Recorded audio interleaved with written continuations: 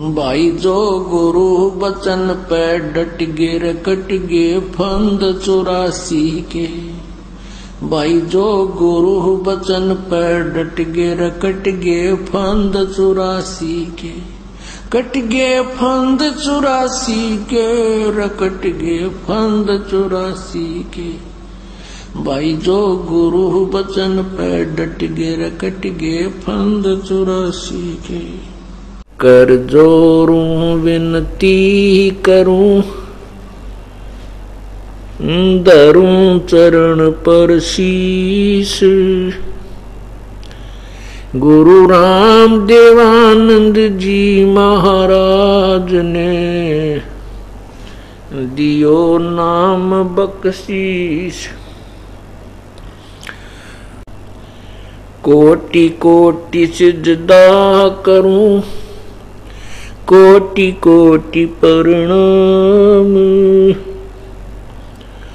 चरण कमल में राखियो मैं बांदी जाम गुलाम।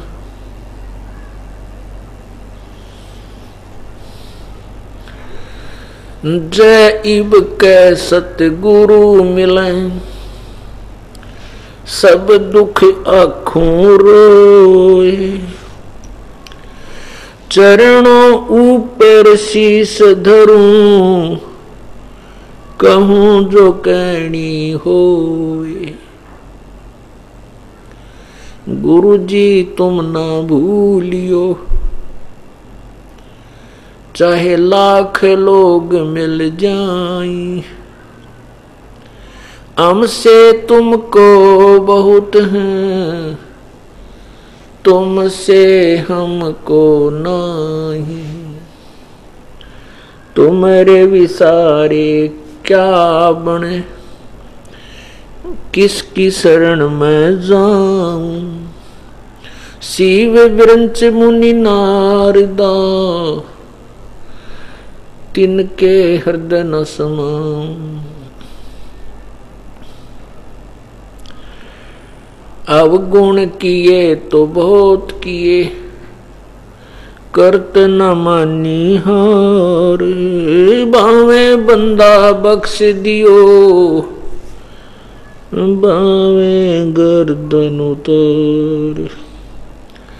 अवगुण मेरे बाप जी बख्शो गरीब निवार। जो मैं पूत कपूत हूँ बोहर पिता को लाजी।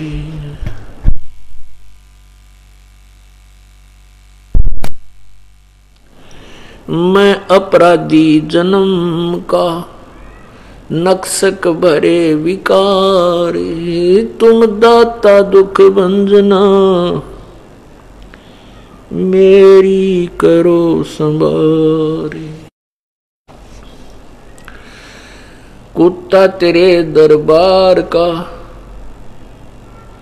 मोतिया मेरा नाम।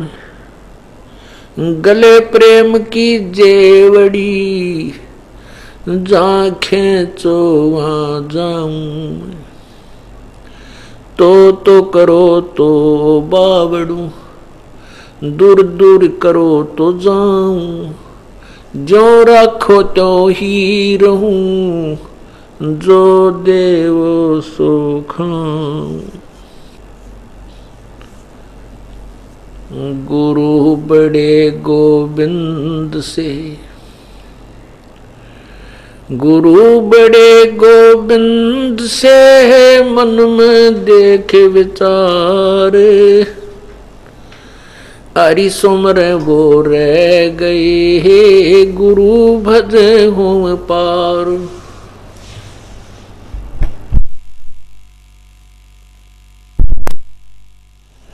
सात द्वीप 9 खंड में गुरु से बड़ा ना कोई।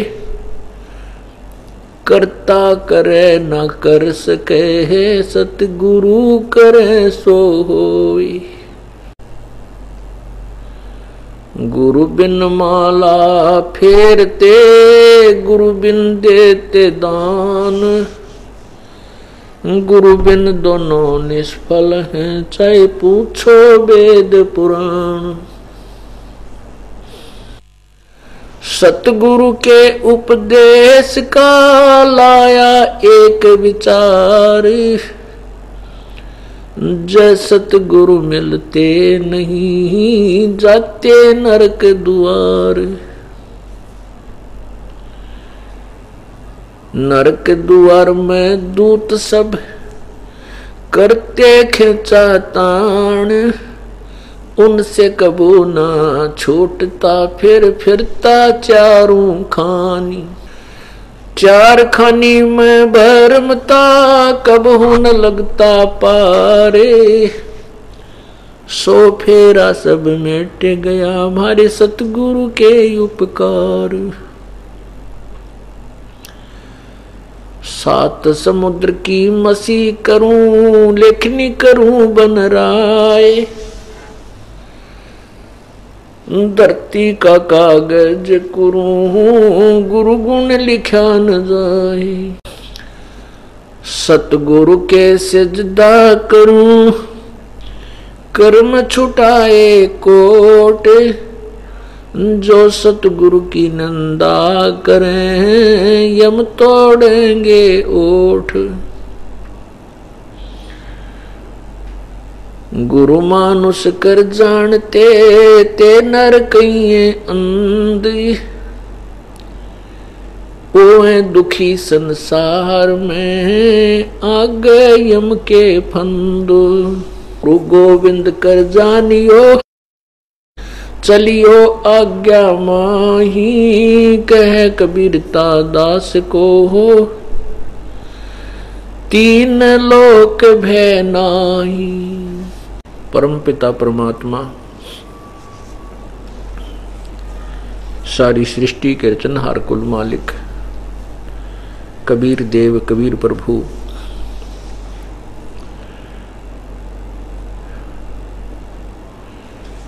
हम काल जाल में फंसी हुई आत्माओं को अपने मूल कर्तव्य का ज्ञान कराने के लिए आते हैं। हमें ये याद दिलाते हैं कि ये मानुष जन्म आपको किस लिए मिला था, इसमें आपका क्या कर्तव्य था, आपको क्या करना चाहिए था और आप कर क्या रहे हो।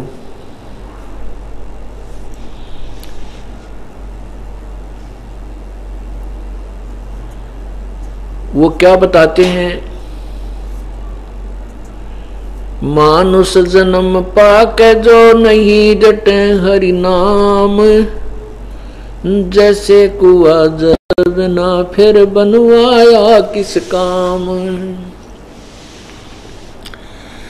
बंदे तू कर बंदगी जे चावे दीदार, अवसर मानुष जन्म का भाई मिले न बारंबार।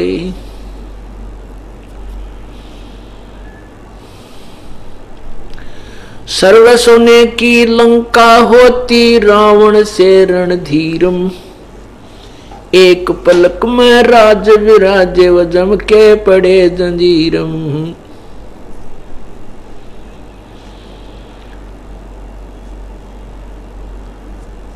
वो पृथ्वीपति चकवे गए जिनके चक्र चलंत, भाई रावण सरीखे कौन गुण ऐसे गए अनंत। उदय अस्त बीत चक्र चले थे ऐसी जन ठकुराई, चुन करी शिशिवर कल्प करी तब खोज न पाया राई। परमात्मा हमें ये याद दिलाते हैं, पूर्व के इतिहास को आपके समक्ष रखते हैं कि सर्व सोने की लंका होती रावण से रणधीरम।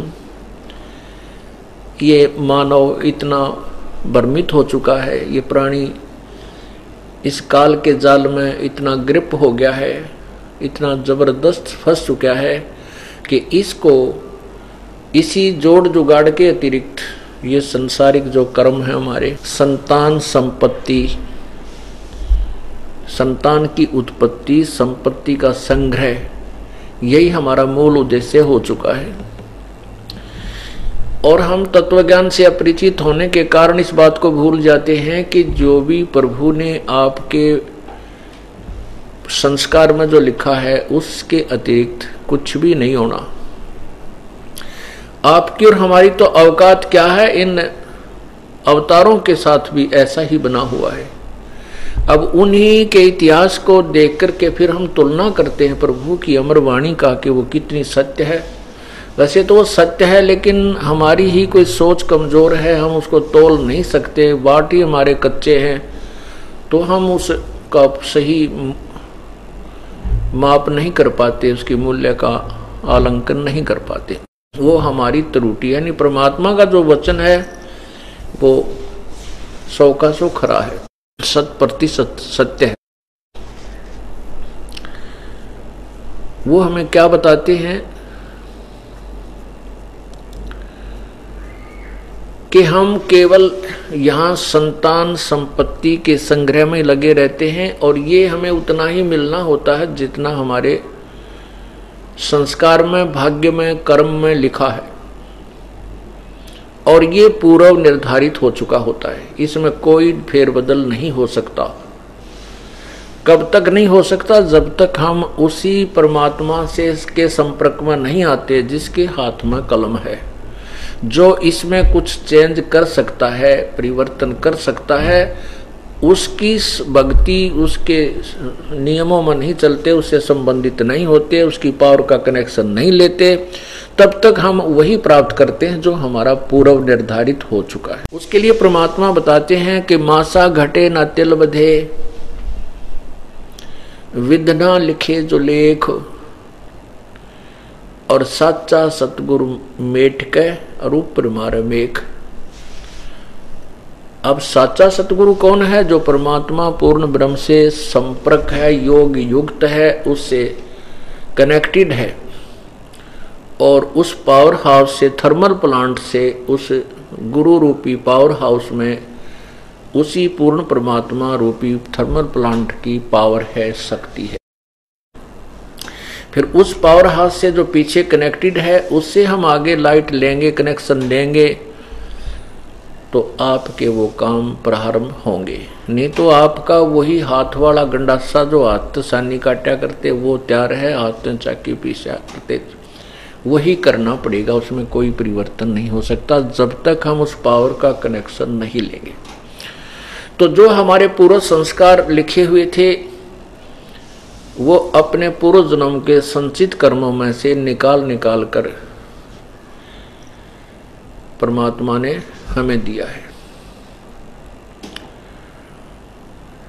जैसे उदाहरणार्थ एक समय इंद्र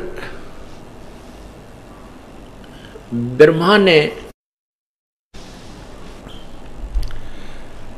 अहिला की शादी करनी थी, और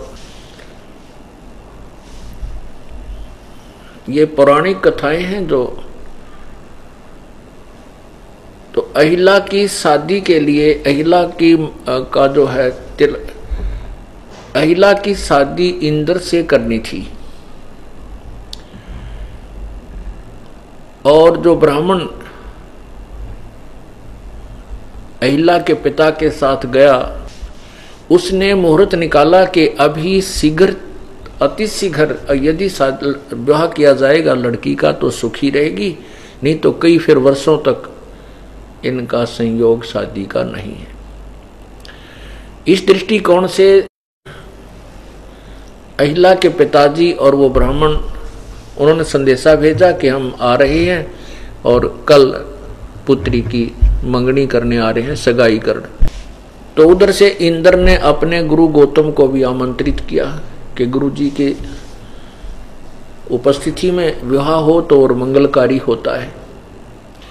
इंद्र ने गुरु जी को अपना आसन दिया।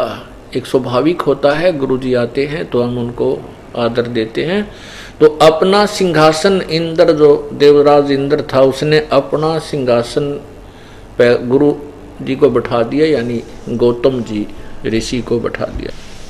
और इंद्र जी अपने महल में किसी कामवश चले गए और वहां फिर आगे किसी राजकाज के झंझट में घनी देर लगेगी।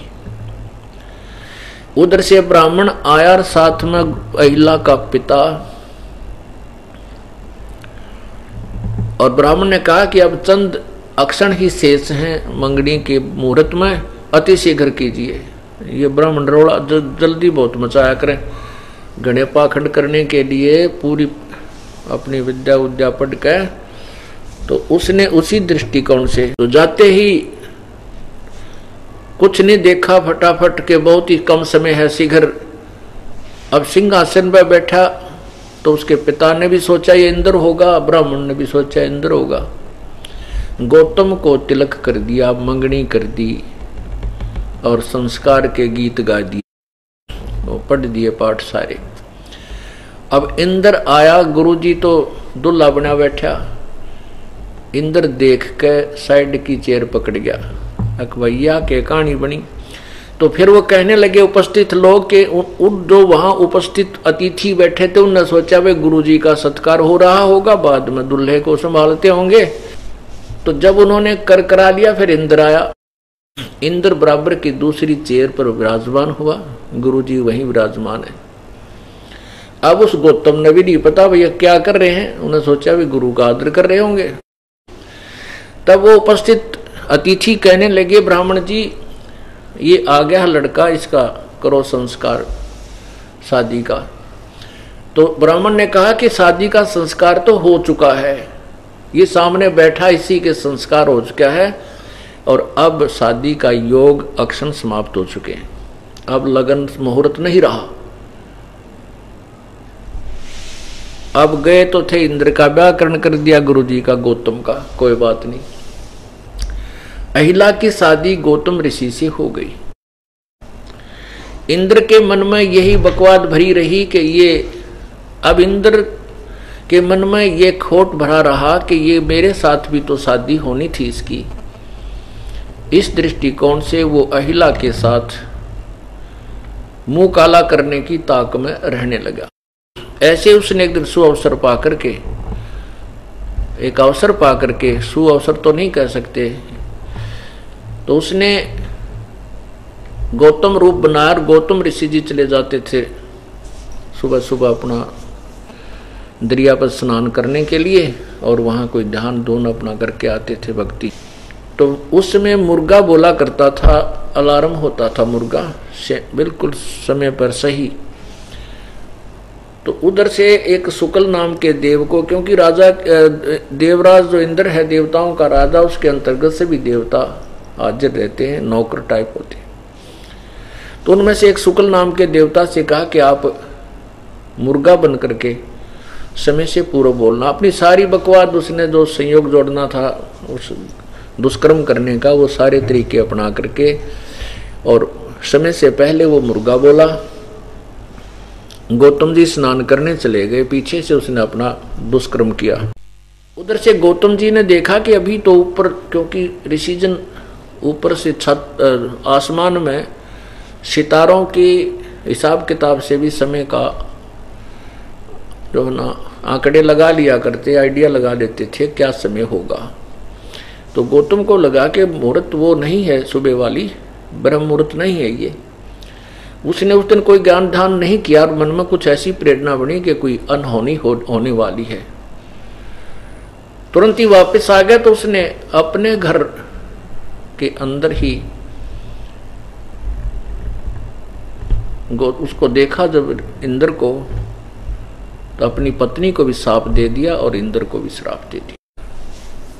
अब ये सारी कथा सुनाने के पीछे दास का उद्देश्य ये है कि वो परमात्मा की उस महिमा को प्रमाणित करें कि पूर्व जन्म में ही जो निर्धारित हमारे संस्कार हैं वही हमने पूरे जीवन में भोगने पड़ते हैं। जब तक, कब तक, तब तक, जब तक हमें पूर्ण संत नहीं मिलते, पूर्ण परमात्मा की शरण में हम नहीं जाते। तो उसमें अहिला को श्राप दे दिया कि तू पत्थर की बनेगी। उधर इंद्र को श्राप दे दिया कि तेरे शरीर के ऊपर 1000 स्त्री इंद्रियां बन जाएंगी। इतना कहते ही इंद्र के शरीर के ऊपर कोड सा लग गया सारे पे। और अहिल्या ने प्रार्थना की कि हे प्रभु मेरी बात सुनो, मेरी इसमें कोई गलती नहीं थी। ये नीच आत्मा इंद्र जो है आपका रूप बना करके यहाँ आया था और मैं स्वामी आप ही जान करके मैंने समर्पण किया। आप इन नौकरों से यहाँ पूछ सकते, सेवादारों ने भी गवाही दे दी कि हाँ जी आप ही का स्वरूप था, हम भी नहीं पहचान सके। तब इंद्र कहने लगा कि अहिला मैंने जो कहना था वो कह दिया, ये सांप वापस नहीं हो सकता। तब अहिला ने प्रार्थना की कि प्रभु ये तो बताओ कि मेरा ये सांप मोक्ष कब होगा। तब उसने कहा कि त्रेता युग में भगवान विष्णु श्री रामचंद्र रूप धार के अवतार रूप में जाएंगे, क्योंकि उनको नारद का श्राप लगा हुआ है और वो एक जीवन अपनी पत्नी के वियोग में भोगने के लिए, उस संस्कार को सांप को भोगने के लिए जाएंगे। उस समय वो तेरे ऊपर अपनी खड़ाऊ झाड़ेंगे जब वो वन में घूम रहे होंगे, तब तेरा उद्धार होगा। और ऐसा ही हुआ। ये सतयुग की बातें हैं। अहिल्या को शाप दिया त्रेता युग में, लाखों वर्ष के बाद श्री रामचंद्र रूप अवतार हुआ और उसने अहिल्या के उस पत्थर के मूर्ति पर, शरीर पर अपनी खड़ाऊ झाड़ी। उनसे वो फिर देवांगना बन करके, स्त्री बन करके और गौतम के पास गई। इससे सिद्ध हुआ कि जो श्री रामचंद्र जी के जीवन में जो पूर्व निर्धारित था वही हुआ। इसी प्रकार हम ये भूल जाते हैं कि हमें जो प्राप्त होना है वो किस्मत में, हमारे संस्कार में, प्रारब्ध कर्म में पूर्व ही निर्धारित है, उससे न्यून और अधिक नहीं हो सकता। तो फिर हम ये जो गलती करते हैं, चोरी करते हैं, रिश्वत लेते हैं या कोई और 2 नंबर का काम करते हैं, किसी से धन हड़प लेते हैं, ठगी करते हैं, ये नहीं करेंगे। हमें यह भी मालूम होगा कि हम यदि किसी से हेरा फेरी करके और धन ऐंठ भी लेते हैं तो वो धन नहीं रहेगा, वो धन नहीं रहेगा, वो तो आपका व्यर्थ जाएगा। चाहे कि कहीं बीमारी हो, कोई पशु बिगड़े, चाहे व्यापार में घाटा आवे और चाहे कोई अन्य कारण बने। जैसे एक व्यक्ति ने अपनी लड़की का विवाह किया आज से 25 वर्ष पहले। उस समय उसने 3 लाख रुपए लड़की की विवाह पर लगाए। 3 लाख रुपए। बड़ा अधिकारी था, कमिश्नर रैंक से रिटायर हुआ था, मुफ्त का माल इकट्ठा कर रखा था। वो पैसे लड़की के ब्याह पर लगा दिए बड़ी शानो शौकत से। 6 महीने के बाद वो रिटायर हो गया। रिटायर होने के बाद फिर उसके 1-2 महीने के बाद उस लड़की को छोड़ दिया। उसके पति ने उस लड़की को छोड़ दिया, तलाक हो गया। और उस तलाक होने में लड़की का फिर दोबारा ब्याह करा। जब 3 लाख में लड़की का ब्याह करा है तो फिर 6 लाख लाए होंगे, क्यों दूज पर होगी वह। और उसके बाद उसका हार्ट अटैक हो गया। पुण्यात्माओं, परमात्मा का विधान अटल है। हम इससे परिचित नहीं, इसलिए गलतियों पर गलती करके अपना दूना दुख खरीद लेते हैं, परचेज कर लेते हैं। जब हम इस ज्ञान से पूर्ण रूप से परिचित हो जाएंगे और हमारा हृदय में समा जाएगा कि जो लिखा ये अटल है, ये है तो अटल, लेकिन हमारी बुद्धि ना स्वीकार कर पाती तो हमारी कमजोरी है, हमारी अल्पज्यता है। अन्यथा परमात्मा का विधान अटल है। अब परमात्मा क्या कहते हैं? राम नाम कड़ुआ लागे ये मीठे लागे दाम, दुविधा में दोनों गए भाई माया मिली ना राम। अब इन बातों को हमने बहुत गहराई से मनन करना है। सत्संग सुनने के बाद इनके ऊपर मनन करना चाहिए। ज्ञान सुनते हैं और उसके ऊपर मनन करके फिर अनुसरण करते हैं तो हम सफल होंगे, अवश्य होंगे। पुण्यात्माओं, जो बच्चे अभी जो श्रोतागण अभी आए हैं, कोई 2 वर्ष से, कोई 3 वर्ष से, कोई 4 वर्ष से, और जो उससे पहले के अभी तक लगे हुए हैं वो तो इन बातों से परिचित हो चुके हैं और उन्होंने अपने सब क्रियाओं को चेंज भी कर लिया है, बदल लिया है। यदि कोई नहीं बदल पा रहा है तो कर्महीन है। बदल जब तक नहीं पाते, जैसे ही हम कोई कार्य करने लगते हैं, नाम उपदेश ले रखा है और हमारा कोई, जैसे कोई लड़की का ब्याह है या कोई मकान बनाना है या कोई और ऐसी व्यवस्था, जमीन खरीदनी है, और उसमें हमें सहयोग प्रभु का नहीं मिल पा रहा तो हमारी कोई वीकनेस है, कमजोरी है। परमात्मा हमें सहयोग नहीं दे रहा, चाहे हम 10 वर्ष से 15 वर्ष से नाम लिए हुए हैं। फिर वो व्यक्ति क्या करता है? वो फिर अपनी मर्यादा को नहीं निभा पाता और फिर कहीं ना कहीं से तिगड़मबाजी शुरू कर देता है। कोई न कोई 2 नंबर से कहीं ना कहीं इधर उधर से करने की चेष्टा करता है, फिर वो भगवान से दूना दूर होता चला जाता है। परमात्मा कहते हैं, सतगुरु के दरबार में कमी कहे की ना, अंसा मौज न पावता तेरी चूक चाकरी मां। इस कबीर भगवान के दरबार में किसी भी प्रकार की कोई त्रुटि नहीं रहेगी, किसी चीज की कमी नहीं है। आपको सर्व उचित लाभ मिलेंगे। यदि आप अनुचित डिमांड करोगे, मांग करोगे तो नहीं होगा। आपकी जो आवश्यक वस्तुएं हैं, आपको जो आवश्यक धन है, आवश्यक जो कार्य हैं, वो अवश्य होंगे, क्योंकि ये वो परमात्मा है जिसके शब्दकोश में असंभव शब्द नहीं है। इस परमात्मा की डिक्शनरी में इम्पॉसिबल वर्ड नहीं है। ये वो परमात्मा है, ये कबीर भगवान है, कबीर देव है। तो हम इससे लाभ नहीं प्राप्त कर पा रहे हैं तो हमारी कोई चूक चाकरी में, कोई सेवा में, कोई भाव में, कोई सिमरन में, दान धर्म में, कोई हमारी अपनी ही त्रुटि।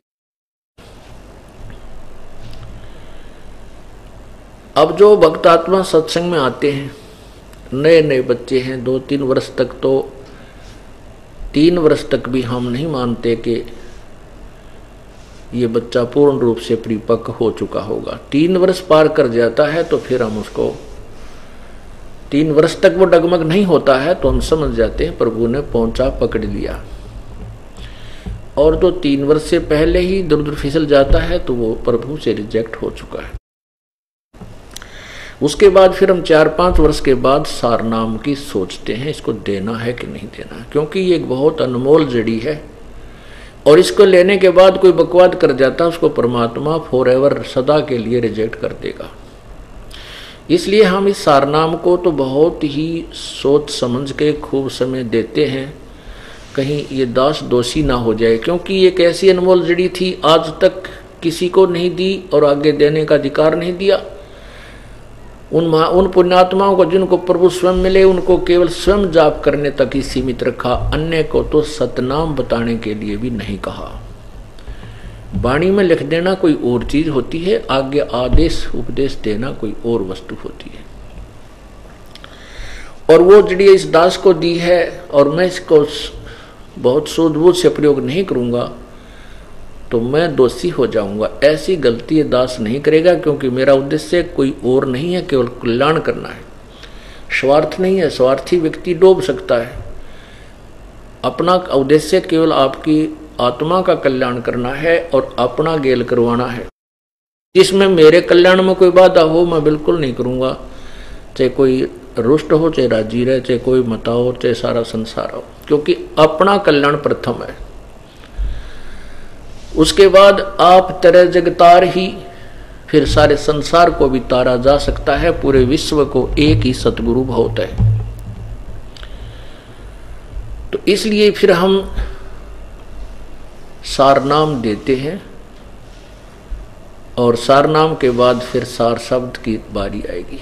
देखो, परमात्मा पाना है, मालिक के पास जाना है, ये कोई बालकों का खेल नहीं है। ठीक है, जो तुम पुण्य कर रहे हो, भक्ति कर रहे हो, ये व्यर्थ नहीं जाएगा, ये तो आपको आपके साथ मिलेगा, ये तो मिलेगा ही मिलेगा। क्योंकि जो अन्य साधनाएं भक्त कर रहे हैं संतों के पास, वो तो कति व्यर्थ है, वो तो सीधे भूत बनेंगे, अन्य योनियों में जाएंगे। और आपको जो सतनाम तक मिला है, मिल गया है, तो भी आपको वो लाभ मिलेगा कि आप सोच भी नहीं सकते। ना जाने आप करोड़ों बार इंद्र बन सकते हो और करोड़ों बार आप देव बन सकते हो और लाखों वर्ष आप स्वर्ग में भी रह सकते हो। इतनी पुण्य कमाई आपकी बन जाएगी, लेकिन रहोगे काल के जाल में।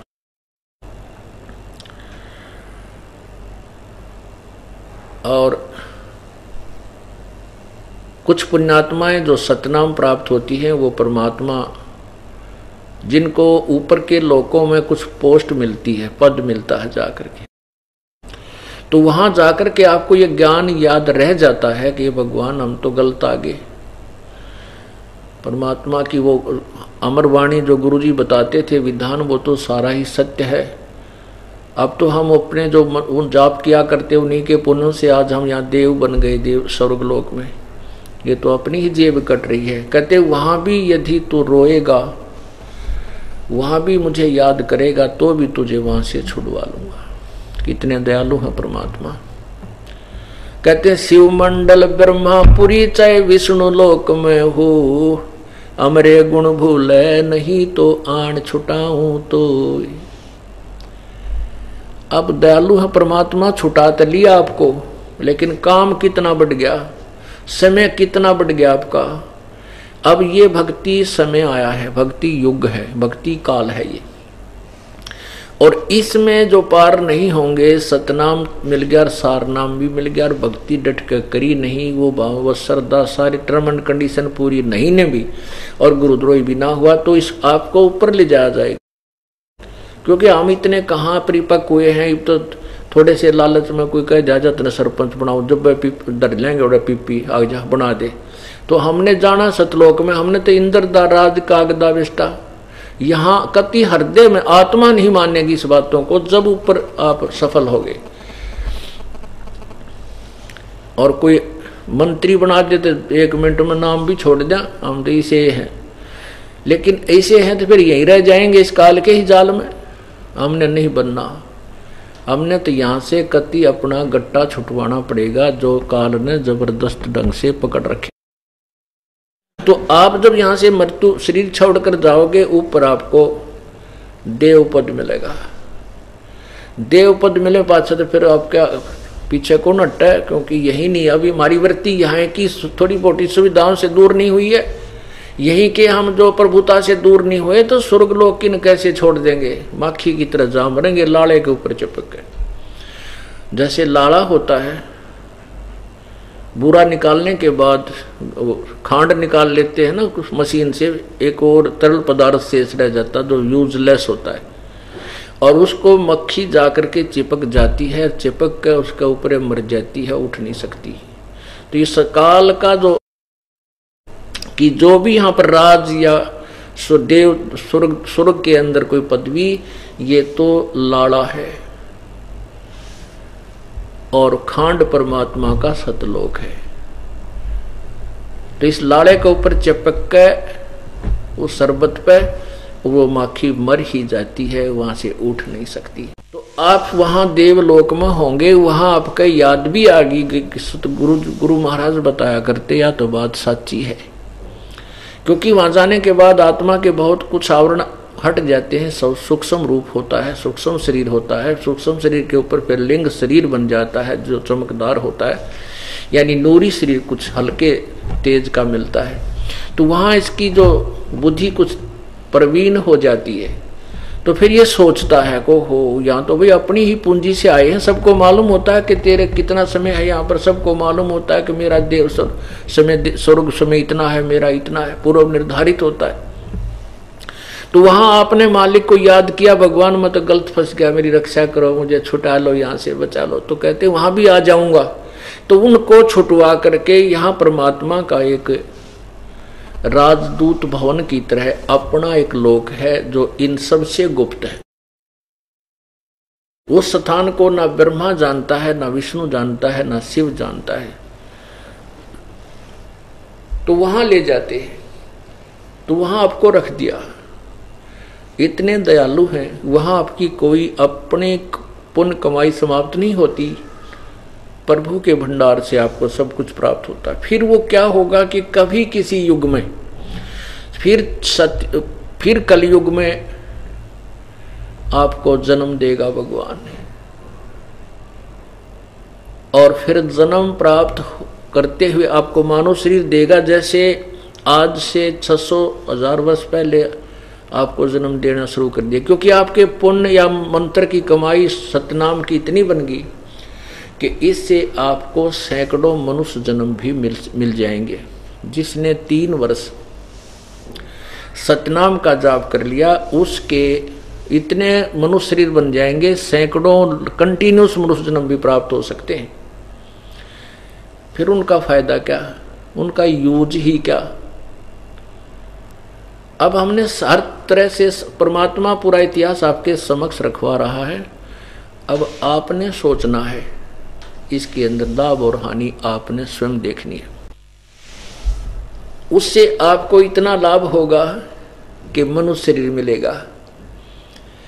इतना दयालु है परमात्मा कि आपकी जो कमाई बना दी है इसमें से आपको इतने मनुष्य जीवन मिलेंगे, और मनुष्य जीवन मिलेगा तो अन्य प्राणियों से तो फिर भी आप तुलनात्मक कंपेरेटिवली ठीक ही जीवन गुजार करोगे। लेकिन संकट व झोंके तो रहेंगे, कदे बेटा मर गया, कोई बेटी मर गई, कोई पुत्री विधवा होगी, कदे बालक मर गए, कहीं आप मर गए, ये समस्याएं फिर साथ रहेंगी। आपदाएं आएंगी, बीमारी होगी, रोगी होगे, टांग कटगी, पता नहीं क्या दुख, ये साथ साथ चलेंगे। हाँ, उसमें इतना लाभ आपको रहेगा कि कभी फिर ये भक्ति युग, जैसे अब भक्ति काल चल रहा है, भक्ति समय, इसमें वो पुण्यात्मा जो कभी पहले प्रभु कबीर परमेश्वर के समय में आज से 600 वर्ष पहले रही थी, क्योंकि वो इतना दयालु है कि ये जन्म मनुष्य जन्म देने शुरू कर दिए तो फिर इसके अक्षीण होने शुरू हो जाते हैं पुण्य। तो 600 वर्ष पूर्व आकर के परमात्मा आपको पत्थर मंत्र दे करके फिर भक्ति, इतना भक्ति युक्त कर गए कि आपके और मनुष्य जीवन कंटिन्यूस एक्सटेंड हो जाए, बढ़ जाए। तो वो प्राणी जो आज से 600 वर्ष पूर्व और उससे पहले कभी किसी कलयुग या सतयुग में, क्योंकि सतयुग त्रेता द्वापर त्रेता इनमें तो परमात्मा की शरण में ये प्राणी बहुत ही कम आते हैं, और जैसे वही पुण्यात्मा जैसे आप में से बचे हुए को स्वर्ग सतयुग में जन्म मिलता है। जो परमात्मा ने अपने कोटे में रख लिए उनको सतयुग में भी जन्म देता है, क्योंकि उस समय ये प्राणी दुखी नहीं होते, और उस समय बहुत पुण्यकर्मी प्राणियों को ही मनुष्य शरीर मिलता है। तो काल इसका दुरुपयोग करता है कि उस समय सब में सिद्धियां होती हैं, उनके अंदर समाधि लगती है, ध्यान लगता है, वातावरण शुद्ध होता है, शरीर लंबी उम्र होती है, पत्नी से पहले पति नहीं मरता, अर्थात इतनी पुण्यकर्मी स्त्रियां होती हैं, उनको वो विधवा नहीं होती, इतने अच्छे भगवान वो पुरुष होते हैं कि उनकी आयु लंबी होती है। तो वहां से जन्म होते होते, क्योंकि सतयुग में फिर इतनी सुविधाएं हैं तो कौन भगवान भजे, उससे पहले काल उसको इतना मिसगाइड करवा देता है सबको कि ये उन्हीं साधनाओं को और यथार्थ मानकर करते रहते हैं, और जो घर में सुख है, शरीर में सुख है, परिवार में सुख है उसको वर्तमान कर रही साधना से ही वो मानते हैं, इतने नालायक बन जाते हैं। और जबकि वर्तमान में उनकी साधनाएं शास्त्र विरुद्ध होती हैं और पूर्व निर्धारित संयोग से ही आपको संस्कार से सब कुछ मिल रहा होता है, वो उस समय उसको भी भूल जाते हैं। हम ऐसे ही हैं, ये बिल्कुल सत्य है। तो इसलिए सतयुग त्रेता द्वापर में हम विशेष रुचि प्रभु की तरफ नहीं करते, भक्ति करते हैं जो हमें परंपरागत मिल चुकी है, वेदों या कोई गुरु जैसा मिला है उसी के आधार पर हम करते रहते हैं। लेकिन हम सुखी इसलिए होते हैं कि हमारे पुण्य साथ होते हैं। अब कलयुग में आकर के हमारे पुण्य समाप्त हो जाते हैं और जो वर्तमान बहुत कम रह जाते हैं। जो हम वर्तमान में साधनाएं करते हैं वो तब तक तो हमने अच्छी लगती हैं जब तक हमारे पुण्य साथ चल रहे हैं। उन पुण्यों के कारण हमें नौकरी भी मिल गई है, ब्याह भी हो गया, लड़का लड़की भी हो गए, उनकी भी अच्छी शादी शुदी होगी, अच्छी तरह ब्याह दिए, घर में पोता पोती भी होगी, और फिर होगी कैंसर। अब पुण्य चले तब तक तो ठीक रहा, कैंसर होगी जब गिगी बंदगी, पैसे भी ला लिए, डॉक्टरों के भी जा लिए, और फिर कहाँ चलते हैं कि संतों को ढूंढो कि तो जाड़े लवानिया का फंस गए तो वो बेमौत मारेगा। लेकिन ये भी वो पुण्य पिछले संस्कार साथ आते हैं कि वो परम संत अगर वर्तमान में परमात्मा का भेजा कोई दास है वहां आ जाते हैं। तो यहाँ भी दो प्रकार के प्राणी होते हैं। एक तो वो है जिनको भयंकर रोग हो गया, जो पहले कभी परमेश्वर के चरणों में रहे हैं, तो वो फिर अपने उस परमात्मा के पास आते हैं तो उनको तुरंत लाभ मिलना शुरू हो जाता है। और जिन्होंने परमात्मा कभी किसी जन्म में भजा ही नहीं और फिर कष्ट पड़ा किसी के कहने से, फिर आगे गुरुजी के संत के पास, तो उनको थोड़ा सा समय लगेगा। उनको फिर वो कहते हैं वो तो जल्दी ठीक हो गए, हमारा अभी तक आराम नहीं हुआ। तो ये उनको उनके लिए ये विवेचन दिया जा रहा है कि उनको समय लगेगा। और उसके दौरान जो आपका ट्रीटमेंट परमात्मा आपके हृदय को जांच रहा होता है कंप्यूटर की तरह, यदि इस यानी भक्ति के दौरान यदि आपके मन में कोई खोट आ गया, क्योंकि आपके पूर्व संस्कार अच्छे नहीं है, आप कभी प्रभु के चरणों में नहीं रहे, तो उसको अगर फिर भी बीच में कोई दोष हृदय में आ जाता है, संत के प्रति या भगवान कबीर जी के प्रति अविश्वास हो जाता है, फिर उनके ऊपर से हाथ उठ जाता है, फिर वो उसको लाभ बिल्कुल नहीं मिलता, फिर वो मृत्यु को ही प्राप्त हो जाती है। एक आध ऐसा केस जो होता वो ऐसा इस टाइप के होते हैं। और उस दूसरी प्रकार के व्यक्ति मान लीजिए पहले शरण में आ गए हैं और श्रद्धा से लगे हुए हैं, और फिर उनके ऊपर आपत्ति फिर भी आएंगी, और फिर भी शरण में रहते रहते भी कोई आपत्ति आ जाती है तो तुरंत आराम मिलता है, अवश्य मिलेगा। चाहे कितना ही भयंकर रोग हो, परमात्मा नहीं मरने देगा। चाहे कैंसर की माँ हो, तो परमात्मा इसी को कहते हैं, वो किसी भी रोग को नहीं मरने देगा, किसी भी रोग को आपके ऊपर प्रभावी नहीं होने देगा। जो प्राणी पुण्यकर्महीन है तो उनको थोड़ा समय लगेगा, लेकिन श्रद्धा सच्ची चाहिएगी। अब दो प्रकार से मानव शरीर प्राप्त होता है। एक तो वो व्यक्ति हैं, वो पुण्यात्मा हैं जिन्होंने पहले जन्म जन्मांतर में भी भक्ति प्रभु की हुई है, और अपने नालायकी से हम भगवान के दरबार में नहीं पहुंच सके और हम विमुख होकर के अपना काम बिगाड़ बैठे, लेकिन गुरुद्रोही नहीं हुए। तो वो उन पुण्यात्माओं को मनुष्य शरीर मिलता हुआ आ रहा है, और उनको ये लाभ मिलेगा कि जब वो परमात्मा के चरणों में आते हैं, सत स्थान पर आ जाते हैं, पूर्ण परमात्मा की भक्ति के पास जब आते हैं संत के पास, तो वो चाहे कितने विकार करें थे, चाहे निरी दारू पीवे, शराब पीवे थे, चाहे कितना ही नशा करते थे, चाहे चोरी करते थे, चाहे डाके मारा करते, कितनी रिश्वत लेते थे, कितना ही गंद वो मचा रखा था, वो तुरंत त्याग देते हैं, क्योंकि उनकी वो पिछली भक्ति फिर परमात्मा की कृपा से एकदम जग जाती है। जैसे ज्योति भी है, बाती भी बना रखी है, और घी का कटोरा भर रखा देसी का, वो जला रखी थी, वह बुझ गई किसी कारण से, तो लगाते ही वो शुरू हो जाएगी। सब अंधेरा हट जाएगा। और दूसरे जो खाली पात्र हैं उनको समय लगेगा, ज्योति भी बनानी पड़ेगी, बत्ती उसकी बात, और कटोरा भी लाना और घी भी डालना पड़ेगा, उसके लिए व्यवस्था करनी पड़ेगी, उसमें थोड़ा सा समय लगेगा, लेकिन जग जाएगी ज्योति राम नाम की अवश्य। तो ऐसे दो प्रकार से मानव शरीर प्राप्त होता है। एक वो होते हैं, एक टर्न वाइज प्राप्त होता है, टर्न वाइज। परमात्मा ने ऐसी दया की हमारे ऊपर, कई अनजान व्यक्ति भोली भाली आत्माएं इस तत्व ज्ञान में भी मीन में 100 प्रकार के शंकाएं पैदा कर बैठते हैं। कहते हैं परमात्मा ने उसको काल को मनुष्य 1 लाख मानव शरीरधारी जीवों को खाने का श्राप क्यों दिया, और गधे कुत्तियां का दे देता, कोई कहते ऐसे भी कहते हैं। पहले तो परमात्मा ने श्राप नहीं दिया, इसका या बीमारी लगी, वहां जो गलती करता है उसको ये कष्ट भोगना ही पड़ता है इस प्रकार का। और वो कानून प्रभु का ही बनाया हुआ परमेश्वर कबीर जी का। पुण्यात्मा यदि उसको ये 1 लाख मानव शरीर खाने की बीमारी ना होती तो ये हमें मनुष्य शरीर नहीं देता।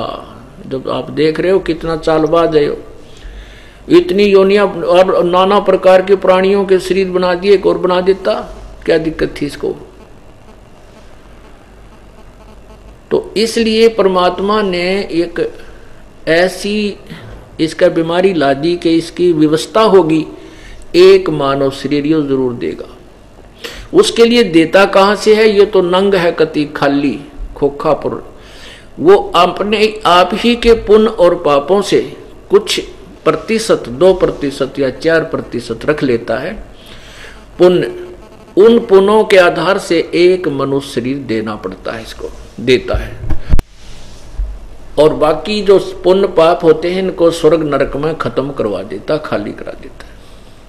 तो फिर 84 लाख योनियों को में से गुजर के भोग के 1 मानव शरीर अवश्य प्राप्त होता है। ये है टर्न वाइज, यानी तरतीवार से विधान अनुसार उसको 1 मानव शरीर प्राप्त होगा ही होगा, स्त्री या पुरुष का। तो जो मानव शरीर से ही दोबारा मानव शरीर प्राप्त हैं, उन प्राणियों का स्वभाव जो इन्होंने पीछे भक्ति की हुई है उनका एक स्वभाव न्यारा होता है। उनमें दयालुता ज्यादा होती है, विनम्रता होती है, शिष्टाचार स्वाभाविक होता है। और उससे वो पता लगता है कि ये मानव शरीर से आए हुए पूर्व जन्म के भक्त थे। जैसे आप जी कुछ ऐसी पुण्यात्मा हैं, नाम लेते ही ऐसे ढंग से सेट हो जाती हैं, ऐसे बैठना उठना बोलना, ऐसी लगन, ऐसा प्यार भगवान में दिखाना, उसे पता चल जाता है ये आत्मा पहले भी कभी प्रभु के संपर्क में रही है और पूर्व जन्म में ये मनुष्य ही मानव शरीर में थी। और दूसरी वो होती हैं जो टर्न वाइज आते हैं, टर्न वाइज 84 लाख योनियां भोगकर 1 मानव शरीर मिला। तो जो मानव शरीर से ही आए हैं वो तुरंत ही भक्ति ग्रहण कर लेते हैं, वो तड़फ रहती है, वो ढूंढते फिरते हैं, चाहे उनको परंपरागत कैसी भी साधना, जिस भी धर्म मजहब समुदाय में जन्म हुआ है उसी में वो पूर्ण तनमन से लगकर करते रहते हैं। वो करते हैं भगवान प्राप्ति के लिए, लेकिन वो व्यर्थ वेशक है। लेकिन उनकी तड़फ पूर्व जन्म में जो किए संस्कार उनको टिकने नहीं देते, इतना प्रेशर रखते हैं वो कहीं ना कहीं। जैसे ये दास हनुमान चालीसा करा करता, 7 बार डेली हनुमान जी का व्रत रखना, गीता का पाठ करना, और जो भी मंत्र मिल गए, फिर तुम्हें माता से पिता तुम्हें, फिर वो गायत्री मंत्र बना रखा था वो, यानी सारे ही साधनाएं किया करता था। अब पता चला कि वो साधना कुछ ठीक होनी, वो तो बाद की बातें हमारी गल के बनती, वो तो हाथ से डोर छूट जाती, वहां रोते ऊपर न मुंह करके काल के दूत मारो लठ घेर के, ना तो वो गायत्री मंत्र काम आवो, ना वो हनुमान जी का व्रत काम आवो, ना वो हनुमान चालीसा की तक खड़ा पावो। तो वो तड़फ करके परमात्मा की चाह में टिक नहीं सकते, वो चल पड़ते हैं चाहे कहीं कोई मिले। तो ऐसे ही वो पुण्यात्मा कुछ तो इन नकली संतों के फंस गई, उनको असली मान के। परमात्मा कहते हैं जैसे दीपक को देखकर पतंग भाग दौड़ लेता है और वो वापस नहीं हटता, उसका स्वभाव है, और उसके ऊपर जल के मर जाता है। वो उसको एक बहुत प्यारी वस्तु मानता है, उसको चाह है उस चमक की जो सतलोक में छोड़ का है भगवान के प्रकाश को, परमात्मा के प्रकाश को। जो वहां परमात्मा का प्रकाश उसको प्यारा लगता था, उसी प्रकाश की को जान करके दीपक को, वही प्रकाश वही प्रभु जान करके वो उस दीपक के ऊपर जाके मर जाता है, वापस नहीं हटता। ऐसे ही ये पुण्यात्मा उन प्रभु जान संत जान करके उन दीपक रूपी संतों के पास जाकर जल के मर चुकी है, उनके फंस चुकी है, उनके परपुर सारी कटली की जान जोगे नहीं छोड़ रखी। अब वो ज्ञान यही बताते हैं गुरु नहीं चेंज करना चाहिए। अरे गुरु हो तो चेंज नहीं करना चाहिए, नकलिया न तो तुरंत चेंज करे, तुरंत। परमात्मा कहते हैं बेरा देखा जरजरा और उत्तर चले फड़क। बेड़ा होता है, जैसे पहले नौका नहीं थी, बेड़े बना लिया करते, एक फ्लोटिंग सा बहुत लंबा, थोड़ा सा लंबा चौड़ा बेड़ा बना लेते थे लकड़ों का, जो फ्लोटिंग तैरा करते दरिया पे, और उसके ऊपर घास घूस का जमा लेते थे बैठने का। तो कहते हैं जब वो बेड़ा हमने देखा कि तो डूबन वाला है, ईब चांदना होया, अंधेरे में तो बैठे थे उस पर, और वो कति डूबने वाला था, वो तो काम बिगड़ा पड़ा था। और साथ में हमने देखा कि बढ़िया बेड़ा आ गया है जो ओके है, तो कहते हैं एकदम फड़क का कूद उतर गए उसमें, फड़क का कूद गए, दूसरे में चढ़ गए, एक सेकंड की भी विचार नहीं किया, बदला ना बदला, डूबन लाग रहे, फिर के सोचे साथ में दूसरा आ खड़ा हुआ। तो कहते हैं भेरा देखा जरजरा उत्तर चले फड़क। ऐसे ही हमें बताते हैं कि जब आपको तत्वदर्शी संत और यथार्थ ज्ञान मिल जाए, तुरंत फड़क के त्याग दे उस नरक के रास्ते को। अब जो प्राणी 84 लाख योनियों को भोग करके 84 लाख प्राणियों के शरीरों में कष्ट उठा करके फिर कभी मानव शरीर प्राप्त करता है, वो परमात्मा की भक्ति पर शीघ्र नहीं लग सकता। उसको समय चाहिए, बहुत समय लगे। ऐसा नहीं है कि वो नहीं हो सकता, संभव है। अब उसके लिए एक उदाहरण देते हैं आपको। एक कागभूषण नाम के महापुरुष हैं वर्तमान में, अब वो बहुत ही अच्छे देव पुरुष हैं। उन्होंने गरुड़ जी को, जो श्री विष्णु जी के वाहन एक गरुड़ है पक्षी, तो उनकी आपस में वार्ता हुई। गरुड़ जी ने कहा कि हे भूषण जी, आपके पास जब आता हूं मुझे बहुत शांति मिलती है, और आपके चेहरे पर जो चमक रौनक, इसको देखकर मैं हैरान हूं कि आप एक कौवा होते हुए, उसका मुंह तो है कौवे का, उस महापुरुष का शरीर से ऊपर गर्दन कौवे की है, शेष मनुष्य जैसा शरीर है। और कहते हैं आपने ये ऐसी उपलब्धि, ऐसी भक्ति ये कहां से प्राप्त हुई, कैसे रजा हुई प्रभु की आपके ऊपर, कौन महापुरुष मिले आपको। तो वहां क्या बताते हैं, कागभूषण जी सुनाते हैं अपनी आत्म कथा कि गरुड़ जी मेरी लंबी कहानी है। गरुड़ जी ने कहा कि आप सुनाइए। कोई बात नहीं, क्योंकि महापुरुषों के जीवनी से हमें कुछ लाभ मिलता है, कुछ शिक्षा मिलती है। तो कागभूषण जी कहने लगे कि एक समय मेरा टर्न वाइज नंबर मनुष्य जीवन का आ गया।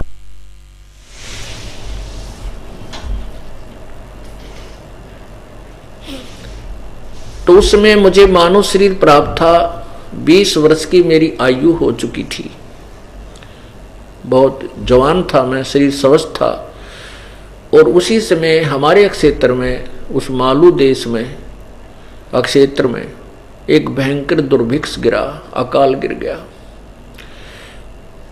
वहां इतना बुरा हाल हो गया कि नर इंसान के बुड़के भरने लग गया, उसके मांस को जिंदे को खाने लग गया, घास फूस भी खत्म हो गया, वर्षा नहीं हुई 2-3 वर्ष।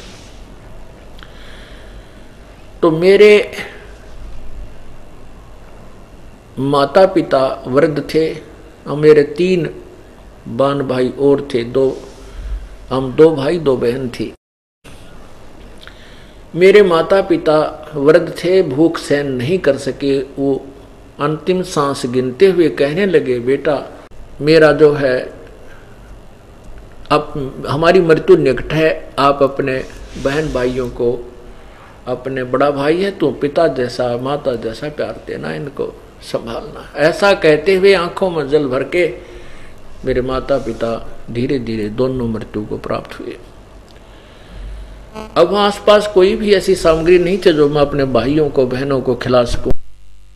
मेरे शेष भाई बहन भी मृत्यु को प्राप्त हुए।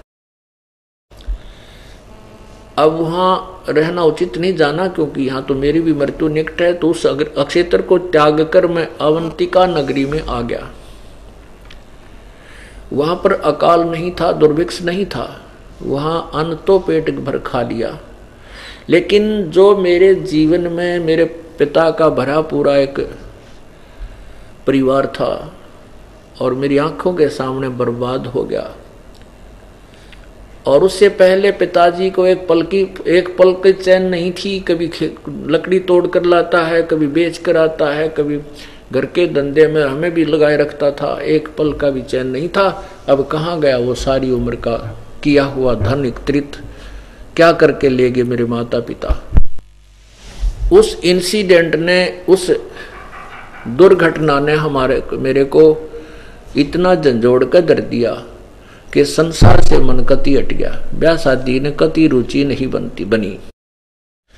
अब उसी समय मैं खाने की तलाश में घूमता रहता था कि कहाँ रोटी मिले। फिर धीरे धीरे कोई 2 रोटी का कोई रोजगार मिले, उसकी तलाश में घूम रहा था। इतने में एक मंदिर में, एक देवालय में, शिव जी के मंदिर में आरती हो रही थी।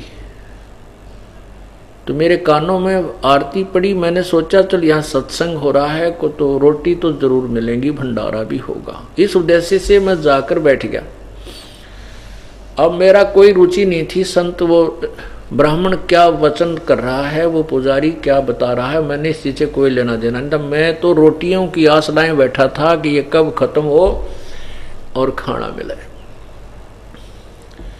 तो वहां मंदिर में खाना नहीं बनाया जाता था, केवल कुछ समय के लिए 1-1.5 घंटा श्रोता आते थे और उनको मीठी खीर दे करके प्रसाद वितरित करके विदा कर दिया जाता था। ऐसा ही हुआ कि सत्संग समापन हुआ, सबको प्रसाद बांट दिया। 20, 30, 40 भगत आ रहे थे, वो चले गए, मैं बैठा रह गया। तब उस ब्राह्मण ने मुझसे पूछा, बेटा कौन है तू, कहाँ से आया है, क्या परदेसी है तू? कहाँ जी। तो उसने सारी अपनी, कहते मैंने अपनी सारी राम कहानी अपने जीवन की उस पुण्यात्मा पंडित जी को बताई। ब्राह्मण दयालु था। उसने कहा, बेटा ये तो संसार, इस यहाँ का नियम है, मृत्यु और जन्म तो लगा हुआ। जैसे भी एक बुद्धिमान व्यक्ति, समझदार व्यक्ति ऐसे दुख में विचार दिया करता है, ऐसे सारे विचारों से उसको समझाया और कहा, बेटा चिंता मत कर, आप अभी खाना मैं आपका लाता हूं घर से, आप बैठो। कहते हैं ब्राह्मण खाना लेकर आया, उसने खाना खिलाया। ब्राह्मण के प्यार से मैं बहुत प्रभावित हुआ और उस ब्राह्मण के साथ ही मंदिर में एक कक्ष में मैं रहने लग गया। और वहां मेरे खाने पीने के लिए उन्होंने व्यवस्था कर दी। मैं अपना खाना बना करके आप ही वहां खाता और मंदिर की झाड़ू जोड़ू सफाई आदि में करने लगा। अब प्रतिदिन गुरुजी सत्संग क्या करते थे ब्राह्मण, और सत्संग सुना करके फिर बाद में कहते थे, मुझे भी कहते थे, बेटा आप भी दीक्षा ले लो। भूषण जी कहते हैं कि गुरुदेव मेरे मन में कति नहीं आती थी कि नाम ले लूं, मुझे अच्छा नहीं लगता था। मैं तो ये सोचता था भाई ठीक है, अपना झाड़ू झूड़ू लगाता रहूँगा, अपन टूक मुझे रोटी मिल रही है खाता रहूँगा, मुझे कोई लेना देना नहीं था। वो खूब कथा सुनाते थे, कथा में सुनता भी था, पर असर कति नहीं होता था कि मैं अपना कल्याण करवाऊं। ऐसे करते करते 6 महीने बीत गए। तब फिर उस ब्राह्मण ने एक दिन कहा, बेटा ये मनुष्य जीवन ऐसे नहीं मिलता, यदि हम परमात्मा की भक्ति नहीं करेंगे तो ये व्यर्थ जाएगा, 84 लाख योनियों में जाना पड़ेगा, ऐसा ऐसा जैसा। क्योंकि ज्ञान तो ये सभी एक ही जैसा सुनाते हैं, लेकिन समाधान पूरा ना होने से वो दुर्भाग्य है कि उन श्रोताओं का वो रह जाते हैं। फिर भी उस ब्राह्मण ने उसके राम नाम की कलम चढ़ा ही थी। यानी वो कहता काकभूषण जी, अब अपने जब उसको सारे जीवनों की पिछले की ज्ञान हुआ, अब उसको जो उपलब्धि हुई, उससे जो लाभ हुआ, अब वो बताता है पीछे कि वो हमारे कुल का जो नाश हुआ तो बहुत बुरा, लेकिन वो चोट और साथ में फिर ऐसे महापुरुष का संग, और वो भी 6 महीने कंटिन्यूस मिलने के बाद मुझे ये समझ में आई कि राम नाम ले लूं। यानी इतने पापों से भरा हुआ था मैं। तुलसी पिछले पाप से हरि चर्चा न भावे, जैसे जवर के वेग से भाई भूख विदा हो जावे। जैसे किसी को बुखार हो जाता है, उसको भूख नहीं लगती, भूख विदा हो जाती है, चली जाती है, खत्म हो जाती है। उसको मनुखा दाख भी कड़वी लगती है, सेब संतरे भी बहुत कड़वे लगते हैं, और प्रतिदिन खाने वाला आहार भी कड़वा लगता है, हलवा भी कड़वा लगता है। अब वो पदार्थ कड़वे नहीं है, वो व्यंजन कड़वे नहीं है, लेकिन उस बुखार ने, उस जवर ने उसके शरीर की व्यवस्था को इतना बिगाड़ दिया कि मीठी चीज भी कड़वी लग रही। ऐसे ही जिन प्राणियों के ऊपर पाप कर्म का बुखार बना हुआ है, उनको ये राम नाम की चर्चा बिल्कुल भी अच्छी नहीं लगती। और उसका ट्रीटमेंट क्या है, उसका इलाज उपचार क्या है कि जैसे बुखार को उतारने के लिए भी कड़वी दवाई ही खानी पड़ती है। मलेरिया हो जाए तो कुनीन की कड़वी गोलियां खानी ही पड़ेंगी। उन कड़वी औषधि के खाने से ही वो बुखार नरम होगा, कम होगा, उतर जाएगा। फिर वो सभी भोजन आहार हमें स्वादिष्ट लगने लगेगा, और फिर इतनी भूख लगा करे बुखार उतर जाता है कि सूखी रोटी भी मिल जाए, सब्जी भी ना हो, और 3 खाता 4 खाओगा। तो ऐसे ही हमारे कर्म ऊपर, पाप कर्मों का जिसके ऊपर जितना अधिक दबाव है, ज्यादा जितना जबर तेज है, उसको उतना ही परमात्मा के नाम से अरुचि होती है। और जब वो ट्रीटमेंट में आता है, सत्संग में आता है, तो उसको प्रारंभ में तो ये सत्संग कति कड़वा लगेगा। और इसका इलाज क्या है, ये कड़वा लगे चाहे मीठा लगे, ये तो आपने घंटे 2 घंटे इस सत्संग को सुनना ही चाहिए। ये कड़वा लगे ना अच्छा लगे तो भी सुनना ही चाहिए। जैसे कुनीन की फांकी हम ना चाहते हुए मार ही जाते हैं, लगा जाते हैं, और वही कड़वी दवाई जो हमारे बुखार को समाप्त करती है, नष्ट रोग को नष्ट कर देती है, फिर हमें वही आहार अच्छा लगता है। ऐसे ही ये परमात्मा के वचन जो हैं, ये ही कानों के माध्यम से इंजेक्शन रूप में आपके अंदर जाते हैं, और धीरे धीरे आपके अंदर जो पाप हैं, क्योंकि कुछ ऐसे पाप होते हैं जो वाणी से, इस ज्ञान यज्ञ से नष्ट होते हैं। परमात्मा की वाणी का बहुत जबरदस्त असर होता है।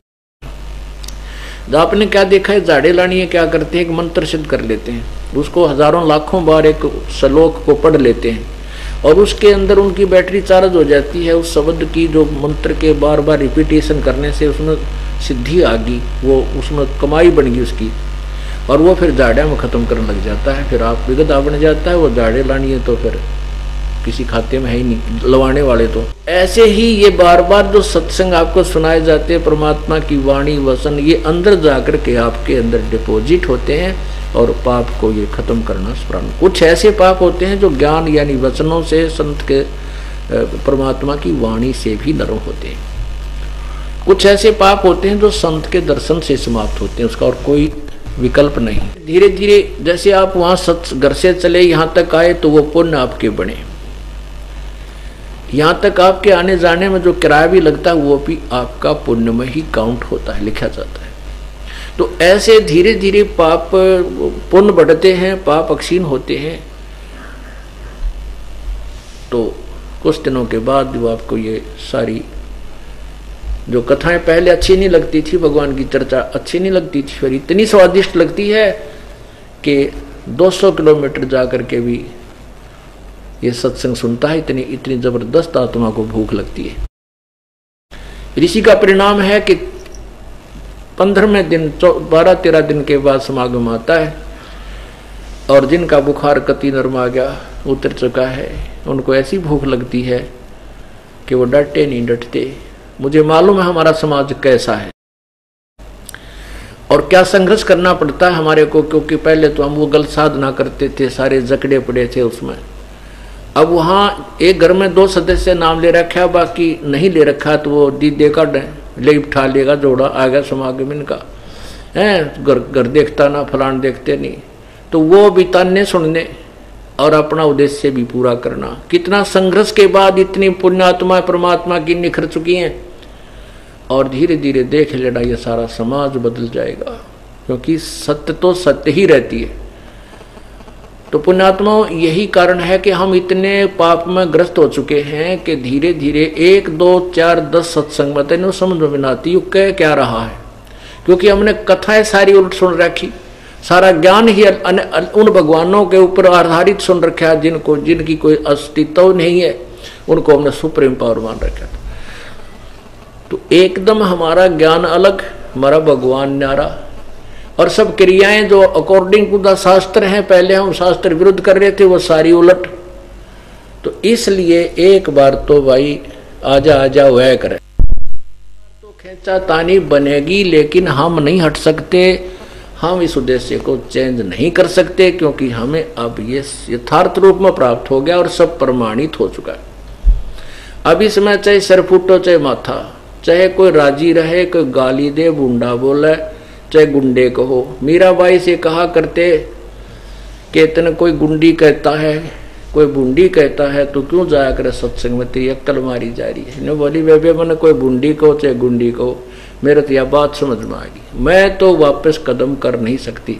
आज उस मीराबाई का बहन का आदर के साथ प्रत्येक की जुबान पर नाम है, और जो इज्जत की भूखी थी आज वो गदी पे नहीं फिरे हैं, उन्हें कोई नहीं पूछता।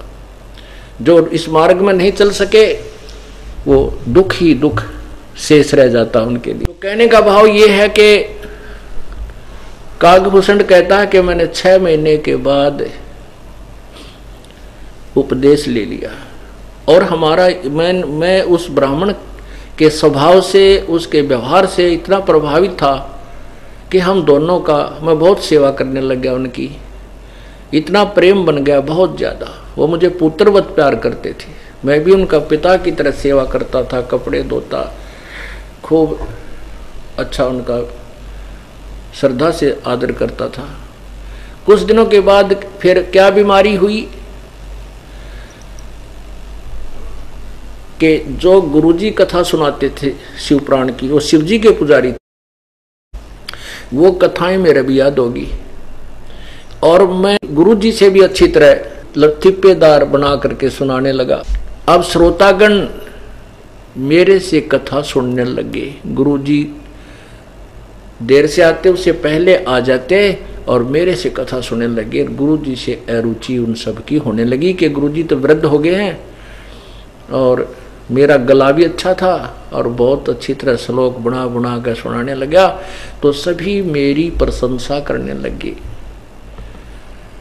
अब मैं अंडी पाक गया, अब मेरे अंदर वह प्रभुता समा गई जो इस मार्ग में दुश्मन है, शत्रु है।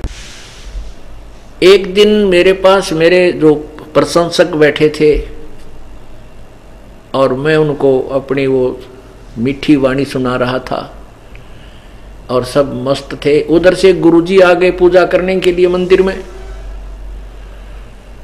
तो मैं इस शर्म के मारे कि मैं अब क्या खड़ा होऊंगा, मेरी बेइज्जती होएगी, मेरे प्रशंसक मेरे पास बैठे हैं, तो मैंने खड़ा होकर के उनका सत्कार नहीं किया गुरुदेव का, और बैठे ही दर्शन कर लिए, नो नमस्कार नुमड़ा शीश झुका दिया। अब उस ब्राह्मण ने यानी गुरुदेव को कोई इस बात से लेना देना नहीं था। उन्होंने उनकी उद्देश्य अपना पूजा करने के लिए वो मस्थे जा रहे थे, जाके अपनी पूजा में लग गए शिव जी की मूर्ति के पास मंदिर में। मैं प्रांगण में बैठा था। तो उसी समय आकाशवाणी हुई कि हे त्रिलोचन, त्रिलोचन नाम था इस काकभूषण का उस समय, कि हे पाप आत्मा त्रिलोचन, तुझे 1,00,000 वर्ष के लिए नरक में डाला जाएगा। अब ये आकाशवाणी ब्राह्मण ने भी सुन ली। अब ब्राह्मण ने कहा, अरे बेटा इधर आ, क्या गलती होगी, भगवान ने आपको क्यों श्राप दिया? अक्षमा याचना कर परमात्मा से, भगवान शिव से। और गुरुदेव ने भी बहुत आदर से और भगवान की स्तुति की, बालक है माफ कर दो प्रभु, आप तो दयालु हैं, बच्चा है कोई गलती होगी आगे से नहीं करेगा, मांग बेटा माफी परमात्मा। अब कहते हैं पिता को अपनी संतान बहुत ही प्रिय होती है। पिता से 100 गुना माँ को प्यारे होते हैं बच्चे, बालक। और गुरुदेव को माँ से भी 100 गुना ज्यादा प्यारे होते हैं अपने शिष्य। अब जो इस पद पर आता है उसी को पता होता है। एक तो माता पिता को किसी भी संतान में भेदभाव नहीं होता, और जैसे दूसरे बच्चे एक नु कहेगा माँ इसने घना प्यार करा है, हमारे से नहीं करती, ऐसा वो कुछ नहीं करती, लेकिन वो सोच सकते हैं इस बात को। लेकिन जब वो अपने स्वयं पिता और माँ पद पर आएंगे तब उनको पता चलेगा कि माता पिता कभी भेदभाव नहीं करते। तो ऐसे ही जब कोई गुरुपद पर आता है तो पता चलता है कि उसको अपने शिष्य कितने अच्छे लगते हैं, और वो उनके कल्याण के लिए कितना मतलब चिंतित होता है। जैसे अध्यापक होते हैं, वो टीचर होते हैं, और वो अपने स्टूडेंट्स के भविष्य के लिए, अपने रिजल्ट के लिए चिंतित रहते हैं। यही उद्देश्य इस दास का है। हम आध्यात्मिक टीचर हैं और वो केवल एक भौतिक ज्ञान और भौतिक धन कमाने के लिए अक्षर ज्ञान कराने वाले अध्यापक होते हैं। तो उससे भी अधिक हमें चिंता होती है। तो ऐसे कहते हैं बालक बहुत है प्यारा माँ का, उससे बढ़कर शिष्य गुरुओं का। तो इस दृष्टिकोण से उस ब्राह्मण ने अपने पुत्रवत जो वो बच्चा रखा हुआ था शिष्य, उसकी चिंता भी नहीं की तो बात बिगड़ गई, ये तो बहुत दुख पाओगा। बार बार प्रार्थना की। फिर आकाशवाणी हुई कि मेरा वचन ना खाली जाई, यम के लोग चलो रे भाई, कि मैंने जो कह दिया ये वचन वापस नहीं हो सकता, नरक में तुझे जाना ही पड़ेगा। फिर बार बार प्रार्थना की, तब फिर आकाशवाणी हुई कि भाई ये तो जाना तो पड़ेगा, लेकिन इतना मैं अवश्य कर दूंगा तेरे गुरुजी की प्रार्थना पर कि तुम्हें नरक में यम के दूत दुखी नहीं करेंगे, रहना पड़ेगा उस नरक के अंदर। अब जैसे कोई जेल में डाल रखा हो और वहां कोई मंत्री का सहयोग उसको हो, और मंत्री कह दे वहां के जेलर को कि ये मेरा व्यक्ति है, इसको कोई परेशानी होनी चाहिए, तो वहां कोई जेल नहीं उसके लिए, लेकिन रहना पड़ेगा चारद्वारी के अंदर ही। बहुत फर्क हो जाता है।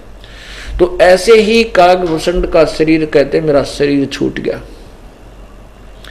समय आने पर मेरा शरीर छूटा और फिर 1,00,000 वर्ष तक मैं काल के लोक में नरक में रहा, लेकिन वहां यमदूतों ने भगवान शिव के आदेश से, कृपा से मुझे तंग नहीं किया।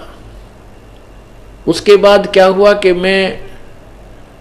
मेरा जन्म हुआ, फिर ऐसे कुछ 84 कुछ जन्मों में फिर गया इधर उधर, फिर उसके बाद कई जन्मों के बाद फिर मेरा जन्म हुआ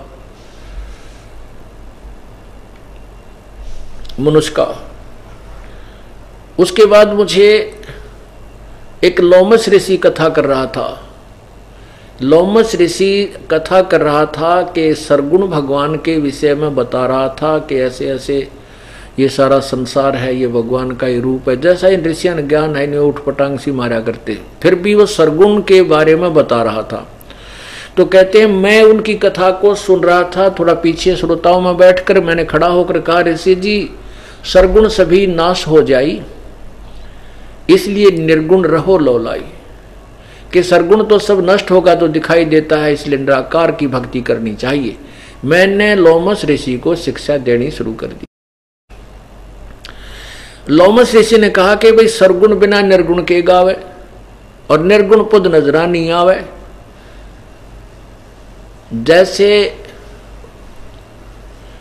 जैसे वृक्ष बीज में, जैसे बीज में वृक्ष है सब ठोरा, और जब उगे तब दिखे मोरा। जैसे आम की गुठली में आम का पौधा निर्गुण रूप में है, तो वो के काम आवेगा आप कर के उसकी त्रिपरिभाषा बताऊं, आम किसा हो है, वो पेड़ कैसा हो है। इसको हम जमीन में दबाएंगे, मिट्टी में इसकी सिंचाई करेंगे, पौधा बनेगा, फिर पेड़ बनेगा, आम लगेंगे। तो कहते हैं सरगुण बिना निर्गुण के गाऊं और निर्गुण पद नजरा नहीं आवे। तो इस प्रकार समझाने लगा लोमस ऋषि। तो मैंने उसकी बात मेरे पल्ले पड़ी को नहीं। मैंने और निकट जाकर के उनसे कहा कि आपको अगर नहीं पता है तो आप रहने दीजिए, क्यों दुनिया को भ्रमित कर रहे हो, ये है वो अंड बंड बोल दिया।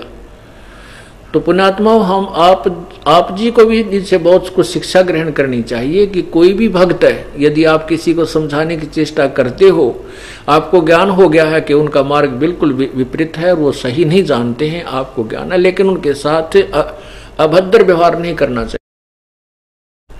क्योंकि कुछ ऐसी भी आत्माएं होंगी जिनके पास पूर्व जन्म की सिद्धि शक्ति से डंक होगा, डंक।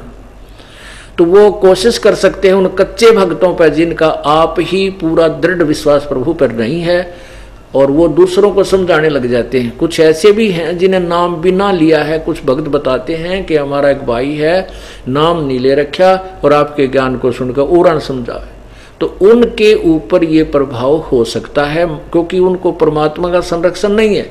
और किसी को समझाते हैं और ये ज्ञान अच्छा दृढ़ है, सत्य है, और वो उठ पटांग बोल दे, उसमें कोई पूर्व जन्म की भक्ति शक्ति है और वो शराब आदि को वचन बोल देता है, तो उसको भी असर हो सकता है। लेकिन जिन्होंने आपने नाम ले रखा है और आप मर्यादा नहीं तोड़ोगे, मर्यादा का भाव ये है कि आपने उनको अभद्र तरीके से नहीं कहना चाहिए।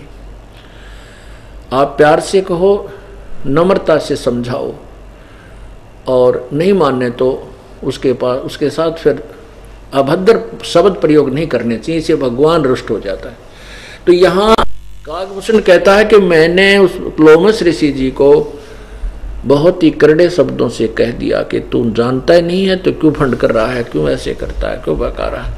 उसने मुझे श्राप दे दिया, रे तू तो चंडाल के घर जन्म हो तेरा।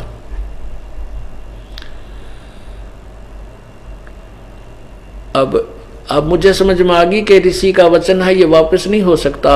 मैंने चरण पकड़ लिए, माफी मांगी। उन्होंने जब मुझे श्राप दिया तो मैं क्रोधित नहीं हुआ, मैंने कोई प्रतिक्रिया नहीं की, ना तो और बात बिगड़ाओ। तो मैंने एक मायूस सा मुंह करके कि हे प्रभु, जैसे भी आपकी आज्ञा हो, आपका बच्चा हूँ, गलती होगी, आप कहीं भी जन्म दे देना, मुझे एक आशीर्वाद भी दे दो। तब लोमस ऋषि प्रसन्न हो गया, कहाँ बेटा मांग ले, कि मुझे ऐसा आशीर्वाद दो कि मेरे हृदय से भक्ति ना खत्म हो, जन्म तो चाहे कहीं पर भी दे देना। तब उस लोमस ऋषि ने कहा ठीक है भाई, जन्म तो तेरा वहीं होगा चंडाल के घर में, और बाकी भक्ति की याद तेरा रही रहेगी। अब उसके बाद कहते हैं मैंने लोमस ऋषि से उपदेश लिया, उनके बताए अनुसार कुछ साधना की, और समय आने पर मेरा वो शरीर छूट गया। उसके बाद फिर मैं ब्रह्मा की पत्नी के पास हंस सवारी है इनकी, वो हंसनी रखती हैं। हंसनी जब नए दूध होने लगी, अर्थात वो ऋतु पर आई, ऋतु हुई, तो उसको काग चंड के पास उसको गर्भ धारण कराने के लिए लेकर गई। तो उसके संयोग से फिर इसके ये कागभूषण का जन्म हुआ। ऊपर से गर्दन तो काग की है, नीचे से शरीर देवताओं जैसा है। उसके बाद कागभूषण क्योंकि भक्ति की चाह तड़फ इसके अंदर बनी हुई थी, ऐसे ही संतों के विचार सुनता सुनता घूम रहा था, तो जोगजीत रूप से नाम से परमात्मा प्रकट हुए थे कबीर परमेश्वर।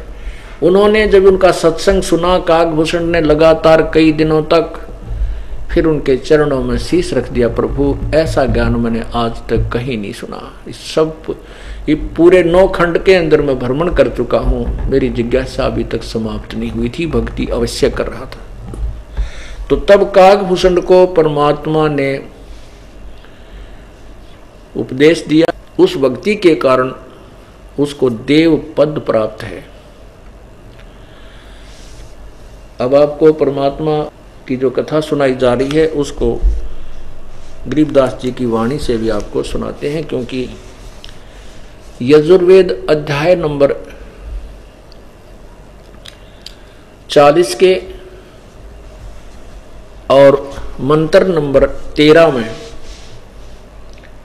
लिखा है कि कोई तो जिसने अक्षर ज्ञान है उसको विद्वान कह देते हैं, और जिसको अक्षर ज्ञान नहीं है उसको अविद्वान कहते हैं। ये विद्वान और अविद्वान की परिभाषा भी वो तत्वदर्शी संत ही बताएगा, उन्हीं से सुनो। अब देखिएगा यजुर्वेद अध्याय नंबर 40 का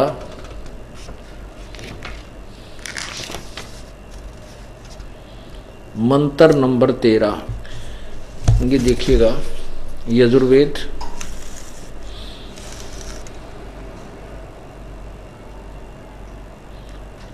और ये महर्षि दानंद सरस्वती द्वारा अनुवादित है। और ये कहाँ से प्रकाशक है? सार्वदेशी कार्य प्रतिनिधि सभा 2/5 महर्षि दानंद भवन, रामलीला मैदान, नई दिल्ली 2। इसमें क्या है ये देखिएगा। पहले हमने अपनी संस्कृत देखनी है, क्योंकि इनको तो पता था ही नहीं, तो गुड़ का गोबर कर गए, अड़ंग सड़ंग मिला के उसको अनुवाद नहीं करके गए, बिल्कुल बेकार कर दिया। अब इसमें देखना, ये है 44वां अध्याय, 44वां माने 40वां, और यहां इसका 13वां श्लोक है, 7वां मंत्र, ये 13वां। इसमें संस्कृत देखो,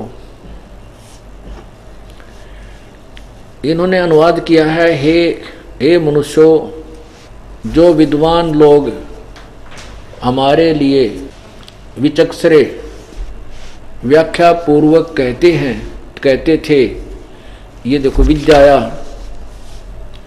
विद्याया पूर्वोक्त विद्या का और अन्य ही कार्य का फल आहु कहते थे। अविद्याया पूर्व मंत्र से प्रतिपादन की अविद्या का अन्य फल कहते हैं। इस प्रकार उन धीराणाम आत्मज्ञानी विद्वानों, धीराणाम माने तत्वदर्शी, उन तत्वदर्शी विद्वानों से उस वचन को हम लोग सुनते थे, ऐसा जानो। अब इसका कोई अर्थ बना? इनका कोई सेंटेंस भी नहीं बना। इसका अर्थ है कि जो अशिक्षित हैं उनको तो अविद्वान कहते हैं, और शिक्षा अक्षर ज्ञान है जिसको उसको विद्वान कहते हैं। कहते ये यथार्थ ज्ञान भी उन विद्वानों से सुनो जो तत्वदर्शी संत हैं। कहने का भाव ये है कि वो संत ही बताएगा कौन विद्वान है, कौन विद्वान है, उसकी परिभाषा भी वही बताए। अब आपके समक्ष वही सिद्ध करना चाहता ये दास कि परमात्मा कबीर जी को ये अज्ञानी ऋषि और संत अविद्वान कहा करते कि वो के जाने जुलाहा है। कई पंडितों के पास, जैसे ऋषि दानंद ने सत्यार प्रकाश उल्लास 11 में लिखा है कि कबीर अनपढ़ था, अशिक्षित था, वो विद्या पढ़ने के लिए कई ब्राह्मणों के पास गया, उन्होंने उसको नहीं पढ़ाया तो आप तंबूरे लेकर गाने लग गया। उसने जो कुछ भी शब्द बनाए वो उसके चेले उसके जाल में कुछ जुलाहे आदि नीच व्यक्ति फंस गए।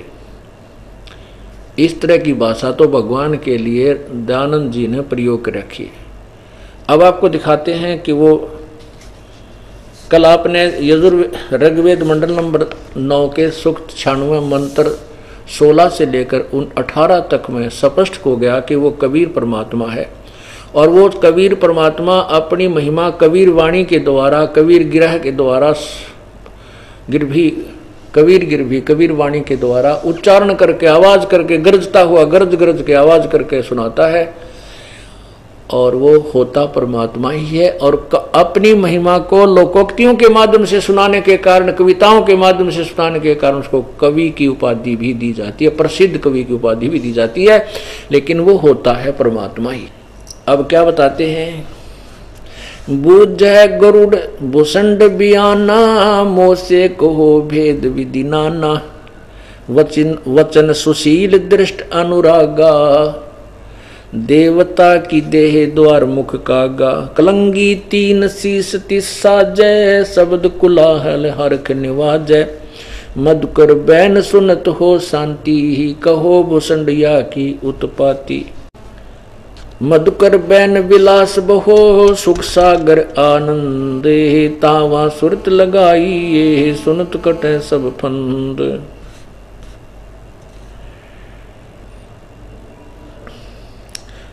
श्रवण सुमृत वचन उमेदा, धाम रसायन सब तन बेदा, वचन सुनत सुख होत आनंदा, भेद कहो निज परमानंदा।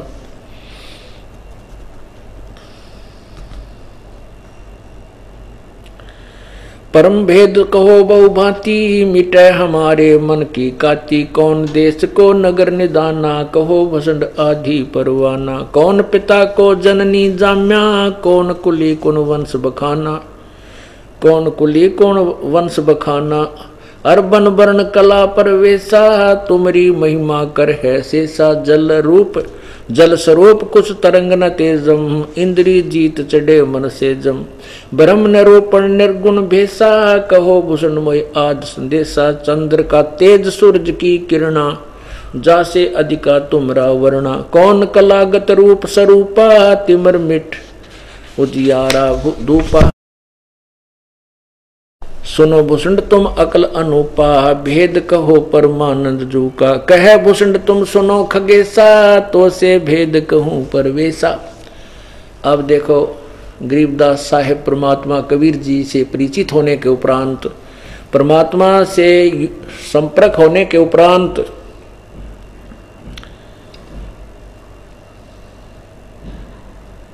अब क्या बता रहे हैं और कैसी भाषा प्रयोग कर रहे हैं। एक अशिक्षित अक्षर ज्ञान ना होते हुए भी कितनी शुद्ध भाषा बोल रहे हैं।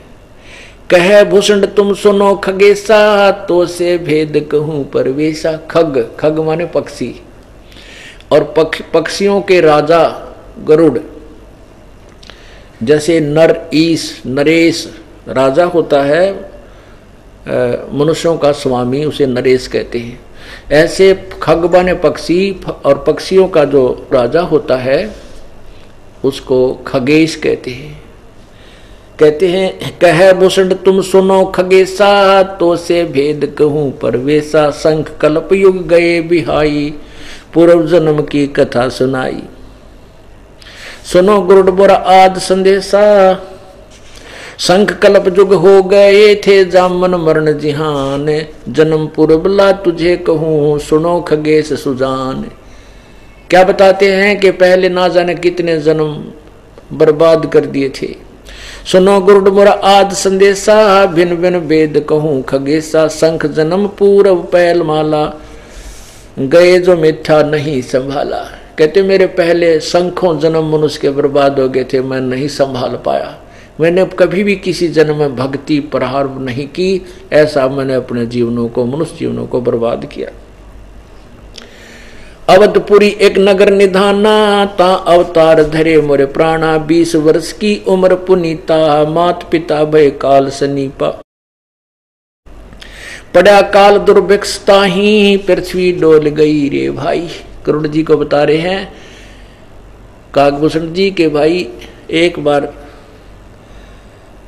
जब मैं 20 वर्ष की उम्र का था, एक दुर्भिक्ष काल, बहुत भयंकर काल पड़ा और मेरे माता पिता सब मृत्यु को प्राप्त हो गए।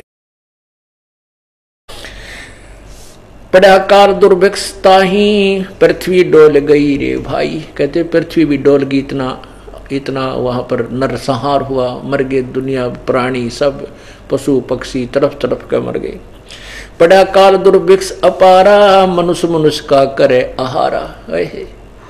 कितनी प्यारी लैंग्वेज बोली जा रही है गरीबदास साहेब जी, जो कभी पढ़े नहीं थे और अशिक्षित थे, और कितनी अच्छी लैंग्वेज उन्होंने बोला है। ये वो विद्वान थे। एक अक्षर एक कोई भाषा विशेष के जानकार होने से विद्वान नहीं होता। जैसे कोई संस्कृत जानता है तो उसको अंग्रेजी नहीं आती, वो किसा विद्वान, उसने फारसी नहीं आती, पंजाबी नहीं आती। तो कबीर, ये परमात्मा जो है गरीबदास जी महाराज और कबीर साहब जी प्रत्येक लैंग्वेज को जानते थे। पृथ्वी पर जितनी भी भाषा है वो सभी का इन अपनी लैंग्वेज में, अपनी अमरवाणी में प्रयोग किया हुआ है। तो इसी सिद्ध है कि ये विद्वान थे। पड़ा काल दुर्भिक्ष अपारा, मनुष्य मनुष्य का करे आहारा। अन्न का नाही आहार प्राणी ही, पड़ा काल दुर्भिक्ष अमानी। अवधपुरी हम तजी खगेसा, ताही समय गए मालू देसा। पूरी अवंती लीन्या बासा, जहां वहां नहीं अन्न की त्रासा। अन्न तो वहां पेट भर खाया, कह भूषण सुनो खगराया। कह भूषण सुनो खगराया। राय माने भी स्वामी, जैसे राय साहब कहा करे कि खग राय है, खग पक्षियों के मालिक, सुनो मेरी बात को। पंडित एक अवंती माही, कथा कर्ण शिव द्वारे जाही। सट माँ सम संगति कीनी, बहुर तास की दीक्षा लीनी। टहल कर जिस पंडित केरी ही, गुरु चेले का भाव गनेरी। स्वामी कर्ण गए स्नाना, पूजा अर्पण धूप ध्याना। शिव पूजा पंडित अर्थावे, बेल पत्र दरलिंग बनावे। शिव पूजा पंडित करे, जहाँ हम लिया निवास। गुरु दीक्षा मन में करी ही, मिटी खगेश पियास। तन मन अर्पे फेरे माला, जाके ऊपर ईश दयाला। अब क्या बताते हैं कि वो भगवान शिव जी उस ब्राह्मण की पूजा से बहुत ही प्रभावित था, उसके ऊपर कुर्बान था, यानी उससे बहुत प्रसन्न था। पूजा करण दिवालय आए, जहां हम बैठे दर्शन पाए।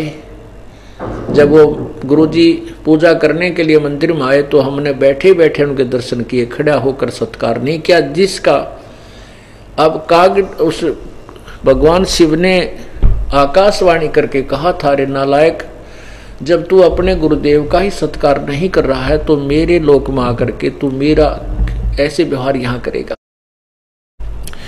आपको बताया है कि गुरु मानुष कर जानते, तेनर कहिए अंध। होवे दुखी संसार में फिर आगे काल के फंद। कहते हैं जीवत जग में जूती पड़े, फिर जम तोड़े छाती। अब आपको यहाँ रिहर्सल कराई जा रही है कि गुरुजी के सामने जैसे हमने भगवान के साथ व्यवहार करना है ऐसा ही करना चाहिए, तभी हम उस लोक के प्राप्त करने के योग्य होंगे। यदि हम यहाँ व्यवहार गलत करते हैं तो वहाँ कैसे सुधार सकेंगे, और वहाँ व्यवहार ठीक ना होने से हम नीचे गिरते हैं। तो इसलिए गुरु मानुष कर जानते, तेनर कहिए अंध। ओवन दुखी संसार में भाई आग गए फिर हम के फंद। तो ऐसे ही भूषण जी ने जो मार खाई, जो फाउल पॉइंट्स थे उनके, वो हमने सावधान रहना है।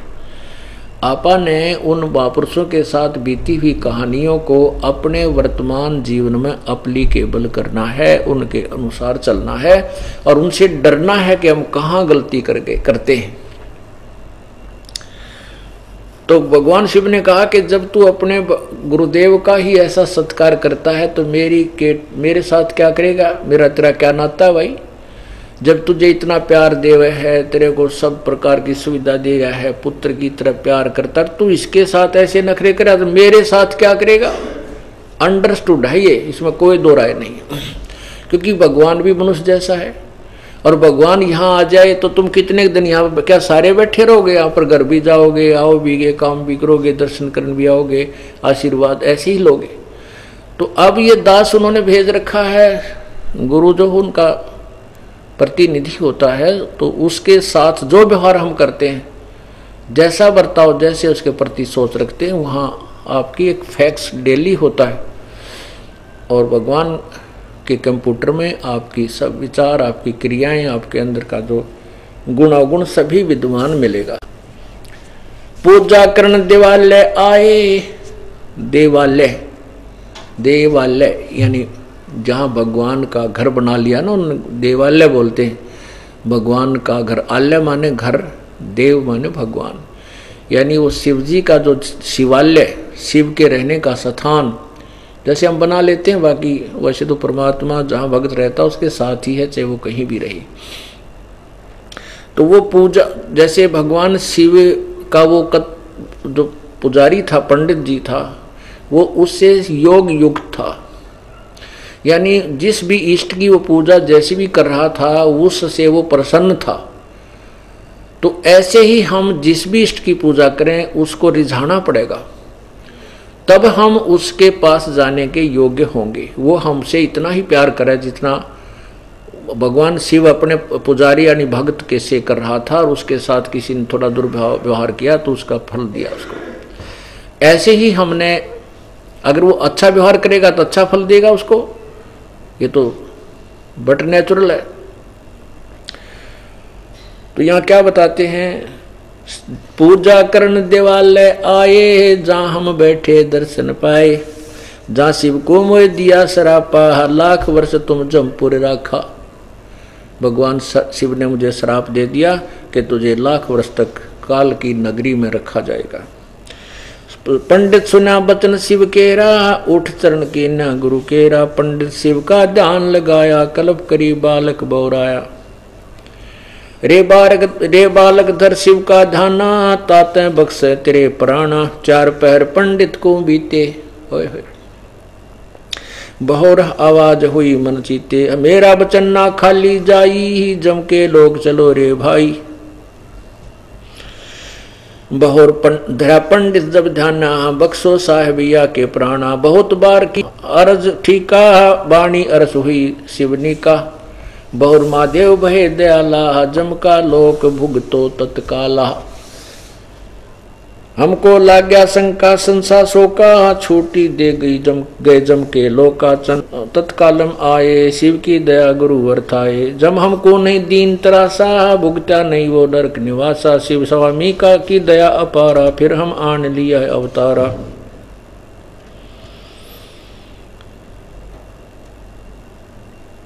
जन्म धरे तत्काल जब छूट गई मम दे। शिव गुरु शिव साहेब दया से हो गए निरसंदेह। जोग ध्यान और नाम नरेसा, जब तब करनी मिटी अंदेशा। प्राणायाम किया परिणामा, स्वर्गपुरी को चले विमाना। लोम श्रेषी जहाँ कथा कराई, जहाँ हम प्रसंग पूछा जाई। सरगुण कथा होत तिस बारी, हम तो निर्गुण के अधिकारी। सरगुण अर्थ हमो गौराहो, लोम श्रेषी प्रसंग सरगुण अर्थ हमो गौराया। लोम श्रेषी प्रसंग बतलाया, बहुर संबोध किया तिस बेरा। संवाद बार कहते हैं, बहुर संबोध बार बार संवाद किया मैंने उस ऋषि तय। बहुर संबोध किया तिस बेरा, बैठा जाए निकट हमनेरा। सरगुण कथा बिना क्या गावे, निर्गुण पद नजरों नहीं आवे। जदवा बोले काग सुंडा, दर्शा अद्भुत रूप अखंडा। सरगुण सकल नाश हो जाई, निर्गुण सदा रहो लो लाई। लोम श्री प्रसंग विस्तारी, सुनो गरुड़ आदि कथा हमारी। बहुर किया सरगुण प्रसंगा, शिव की जटा रहे जो गंगा। तप करके भागी रथ लाए, तिहु लोक कीर्ति दर्शाए। अब लोमस ऋषि जी कथा सुना रहे थे सरगुण और निर्गुण की। क्या बता रहे कि जैसे भगवान शिव की जटा कुंडली डैम में ये गंगा थी और वहां से तप कर्या भागीरथ ने फिर वरदान पाया तो वो स्मृत लोक में प्रकट की। तो जब यहाँ नहीं थी हमारे लिए तो निर्गुण थी, यूजलेस थी, उसका कोई लाभ हमें नहीं था, कोई गुण हमें मिल नहीं रहा था। तो वो सरगुण वो वहां पे सरगुण थी और यहाँ प्रकट हुई तब सरगुण ही हमें नहीं उपलब्ध हो रही थी, वो निर्गुण थी।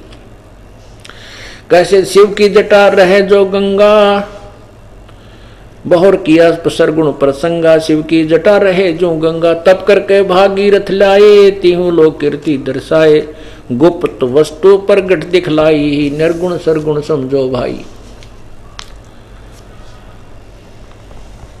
उसके बाद ये तो आपके परमात्मा की अमर कथा सुनाई है, अमर वाणी सुनाई है। तो अब जो प्रसंग चल रहा था कि दो प्रकार से मानव शरीर प्राप्त होता है। आपका सौभाग्य है कि आपको किसी ना किसी जन्म में ये राम नाम की कलम चढ़ी है आपके, और अब वो इतनी प्रबल होगी है कि आपके इतने पुण्य बन गए हैं कि परमात्मा ने आपको वो यथार्थ ज्ञान भी बता ही दिया। क्योंकि सकल पदार्थ है जगमाही और कर्महीन नृपावत नाही। अब यहाँ एक ऐसी व्यवस्था है सतलोक आश्रम बरवाला और क्रोथा में इस दास को दी है प्रभु ने, एक ऐसी विधि हमें मिल गई है कि जो हम कर्महीन हैं तो हम कर्म युक्त भी हो सकते हैं। चाहे कितना ही कर्महीन प्राणी है, वो कर्महीन क्यों है? क्योंकि उसने पुण्य करने की विधि, धर्म करने की विधि, नाम जाप की कोई विधि ठीक ना मिली, इसलिए वो कर्महीन हो गया।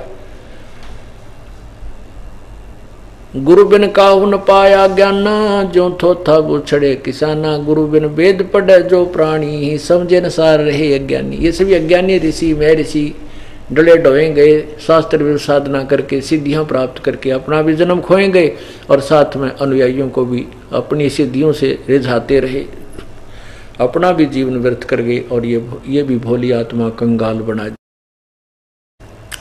अब जो कितना कर्महीन प्राणी है उसको आप परमात्मा की गुण सुनाना शुरू करोगे, रिश्तेदार है, भाई है, बहन है या कोई और मित्र है, सहेली है, तो उसको जब आप कथा सुनाओगे भगवान की तो कुछ घंटा, आध घंटा, 20 मिनट जितने भी ये पुण्य कथा सुनेगा, परमात्मा की जो महिमा सुनेगा, तो उसको उस ज्ञान यज्ञ का फल मिलना शुरू हो जाएगा। अब आपके पास कोई रिश्तेदार आता है, मित्र आता है, क्योंकि पुरानी मंडली तो चक्कर काटेगी जब आप नाम ले लोगे, आप सब बुराई छोड़ दोगे, गुटी लानी है, साथी भी आया करेंगे, और भी सिनेमा देखने जाया करते हुए भी, ताश खेलनी है भी, है ओका पाड़ भी, चौकर तो चक्कर काटेंगे आपके, दारू गुटी पीनी है भी। तो अब उनसे पीछा छुटाने का एक ही तरीका है, 5-4 मिनट तक औपचारिक बातें होती हैं, 10 मिनट गणत गणी, उसके बाद फिर और ही कथाएं शुरू होती है। कोई अपने डिंग मारता है, कोई किसी की सुनाता है, कोई अपने बेटे की कथा सुनाओगा, कोई नो मेरी बेटी इतनी सुखी है या हमारा भैंस इतना दूर, क्या कहने लग जाएंगे। तो उनकी 2-4 बातें सुनकर फिर अपनी सुनाना शुरू कर दे भगवान की कथा। वो हम वहाँ सत्संग में जाते हैं, मैंने तो एक ऐसा अनमोल ज्ञान सुना है, ऐसा कभी नहीं सुना था, ऐसे ऐसे। तो उससे 2 लाभ होंगे।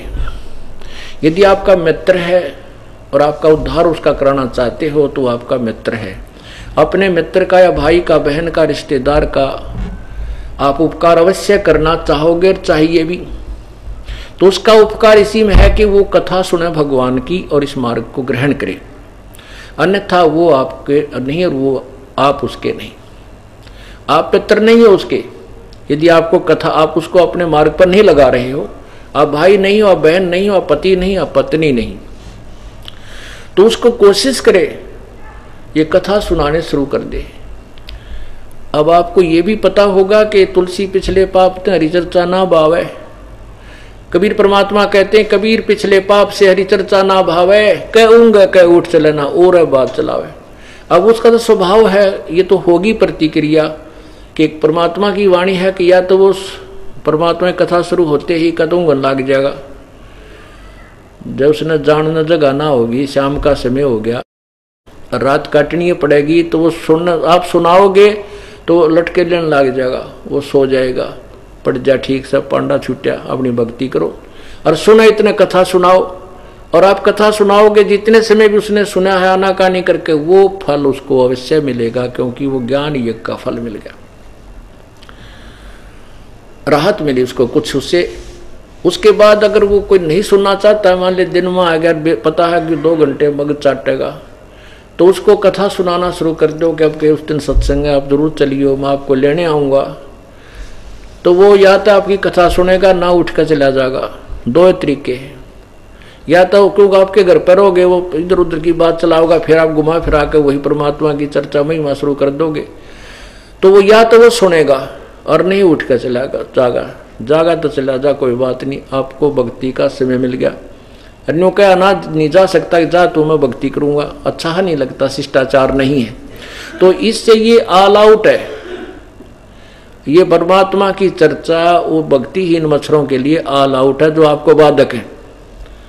इसकी चर्चा सुनते वो खे दे ही जाएंगे, कति टैर बाजता दिखेगा उनका, तो वो जाने दे, और फिर उनके घर पहुंच जाए। कभी कभी रिश्तेदार है, मित्र है, वहां पहुंच के वहां सुनाने की चेष्टा करे। इस प्रकार उसके कर्म बनाए जा सकते हैं। फिर यहाँ आएगा, परमात्मा के लिए आएगा, चर्चा सुनेगा, कोई पुण्य दान बनेगा, और ना तो देखा देखी करेगा। तो उससे फिर ये उसकी भक्ति प्रारंभ हो जाएगी।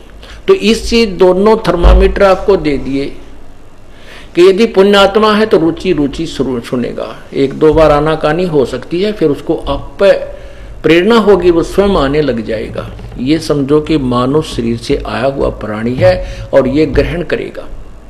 समय अवश्य लगेगा, क्योंकि हम भगवान की भक्ति छोड़ने के बाद पूरे पाप इकट्ठे करते, पुण्य तो हमारे पास रहता ही नहीं। कहते हैं पृथ्वी ऊपर पग जो धारे है, करोड़ जीव एक दिन में मारे। ओए होए, इतने पाप हम एक पैर रखने में भी एक दिन में करोड़ों जीवों को मार करके विश्राम करते हैं। और उसको साफ करने का, उन पापों को नष्ट करने का कोई औषधि नहीं, कोई साबुन और पानी नहीं, तो मैला कपड़ा मैला ही होता जाता है। तो यहाँ परमात्मा के सत्संग में, अमृत से, भजन से पाप इतने होते हैं।